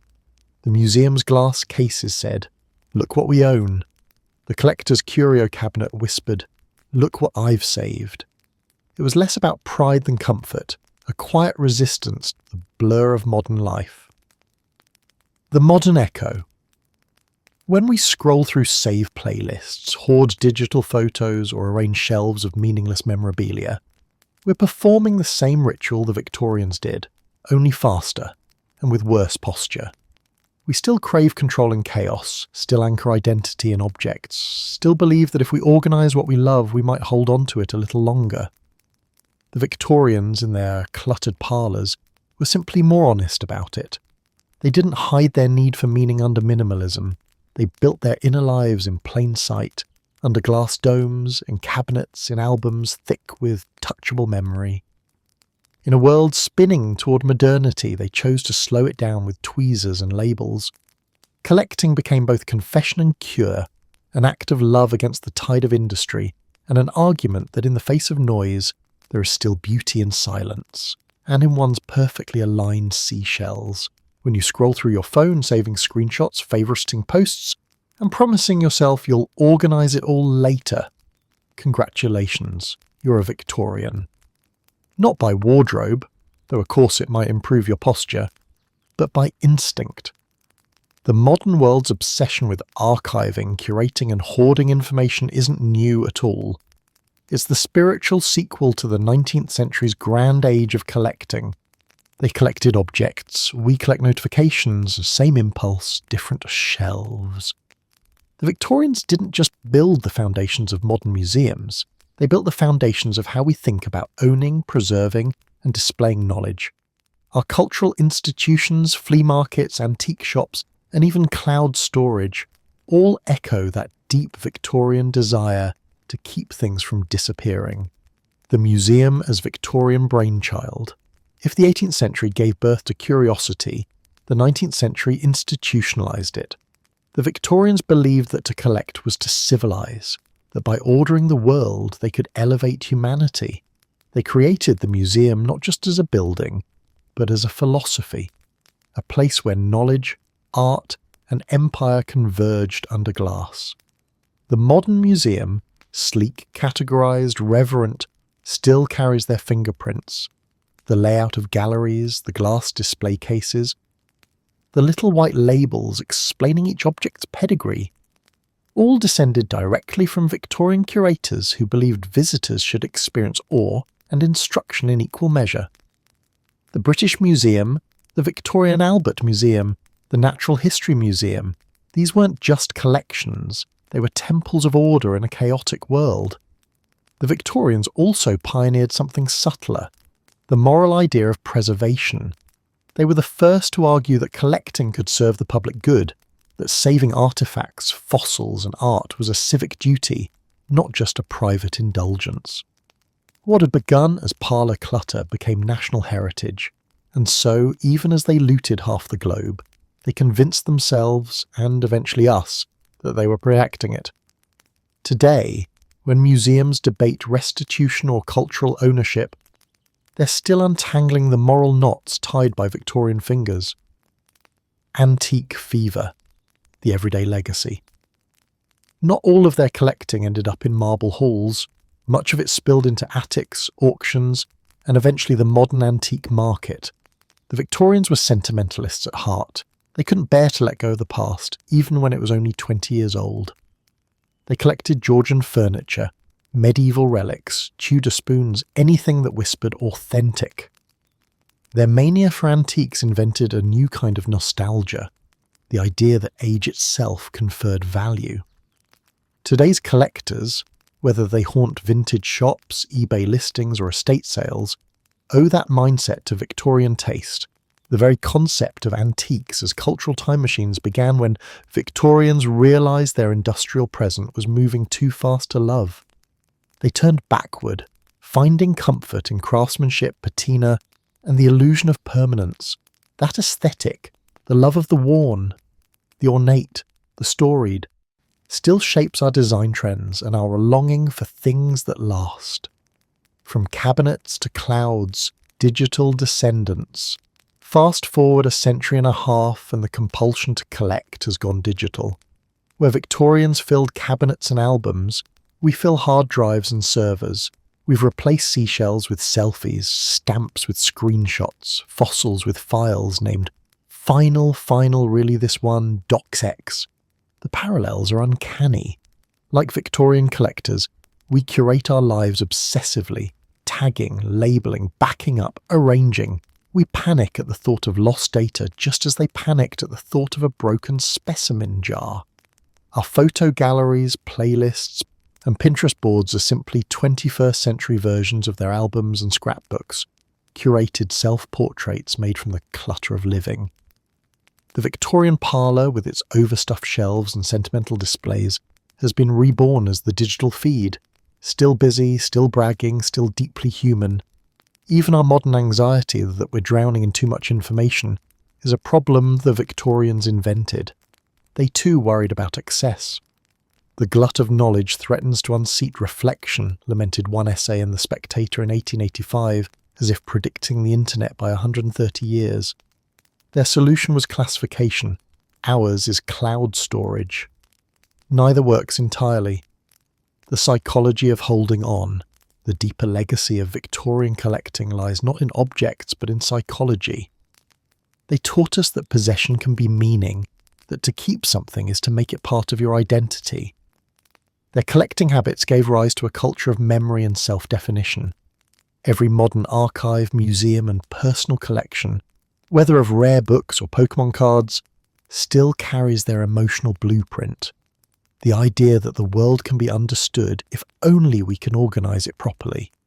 But collecting has always had two faces, love and fear. The Victorians collected because they feared loss, of knowledge, of beauty, of self. So do we. The modern collector hoards data for the same reason a Victorian saved a pressed flower, to defy impermanence. We gather the world not just because it fascinates us, but because we're terrified of watching it disappear. Curators of chaos. In a sense, we've all become curators now. The Victorian cabinet has multiplied into billions of digital drawers. Museums still stand as their marble heirs, but the impulse has democratized. Every social media profile, every photo album, every digital playlist is a private museum of the self.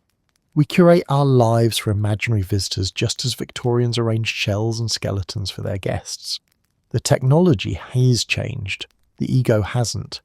And just like the Victorians, we find both comfort and absurdity in our collections. They had parlours overflowing with glass, domes and coral. We have desktops groaning under downloads. Their children inherited boxes of pressed ferns. Ours will inherit terabytes of forgotten memes. Both generations believed they were preserving meaning. Both discovered that meaning has a way of multiplying faster than we can catalogue it. The unbroken thread. The Victorian age didn't die, it digitised. Every museum catalogue, every Wikipedia entry, every algorithm that tags a photo by subject, all of it traces its lineage back to those dust-covered parlours where someone, 150 years ago, whispered, "If I label it, perhaps it will last." They were the original hoarders of knowledge, the founders of curation, the architects of our endless archives. And while we no longer collect ammonites or taxidermy parrots, we still share their longing, that fragile hope that through collection we might outwit time. The Victorians built museums to contain the world. We've built servers. Their shelves were wood and glass. Ours are code and cloud. But the story's the same, a species afraid of forgetting, endlessly saving, labelling, scrolling, and calling it progress.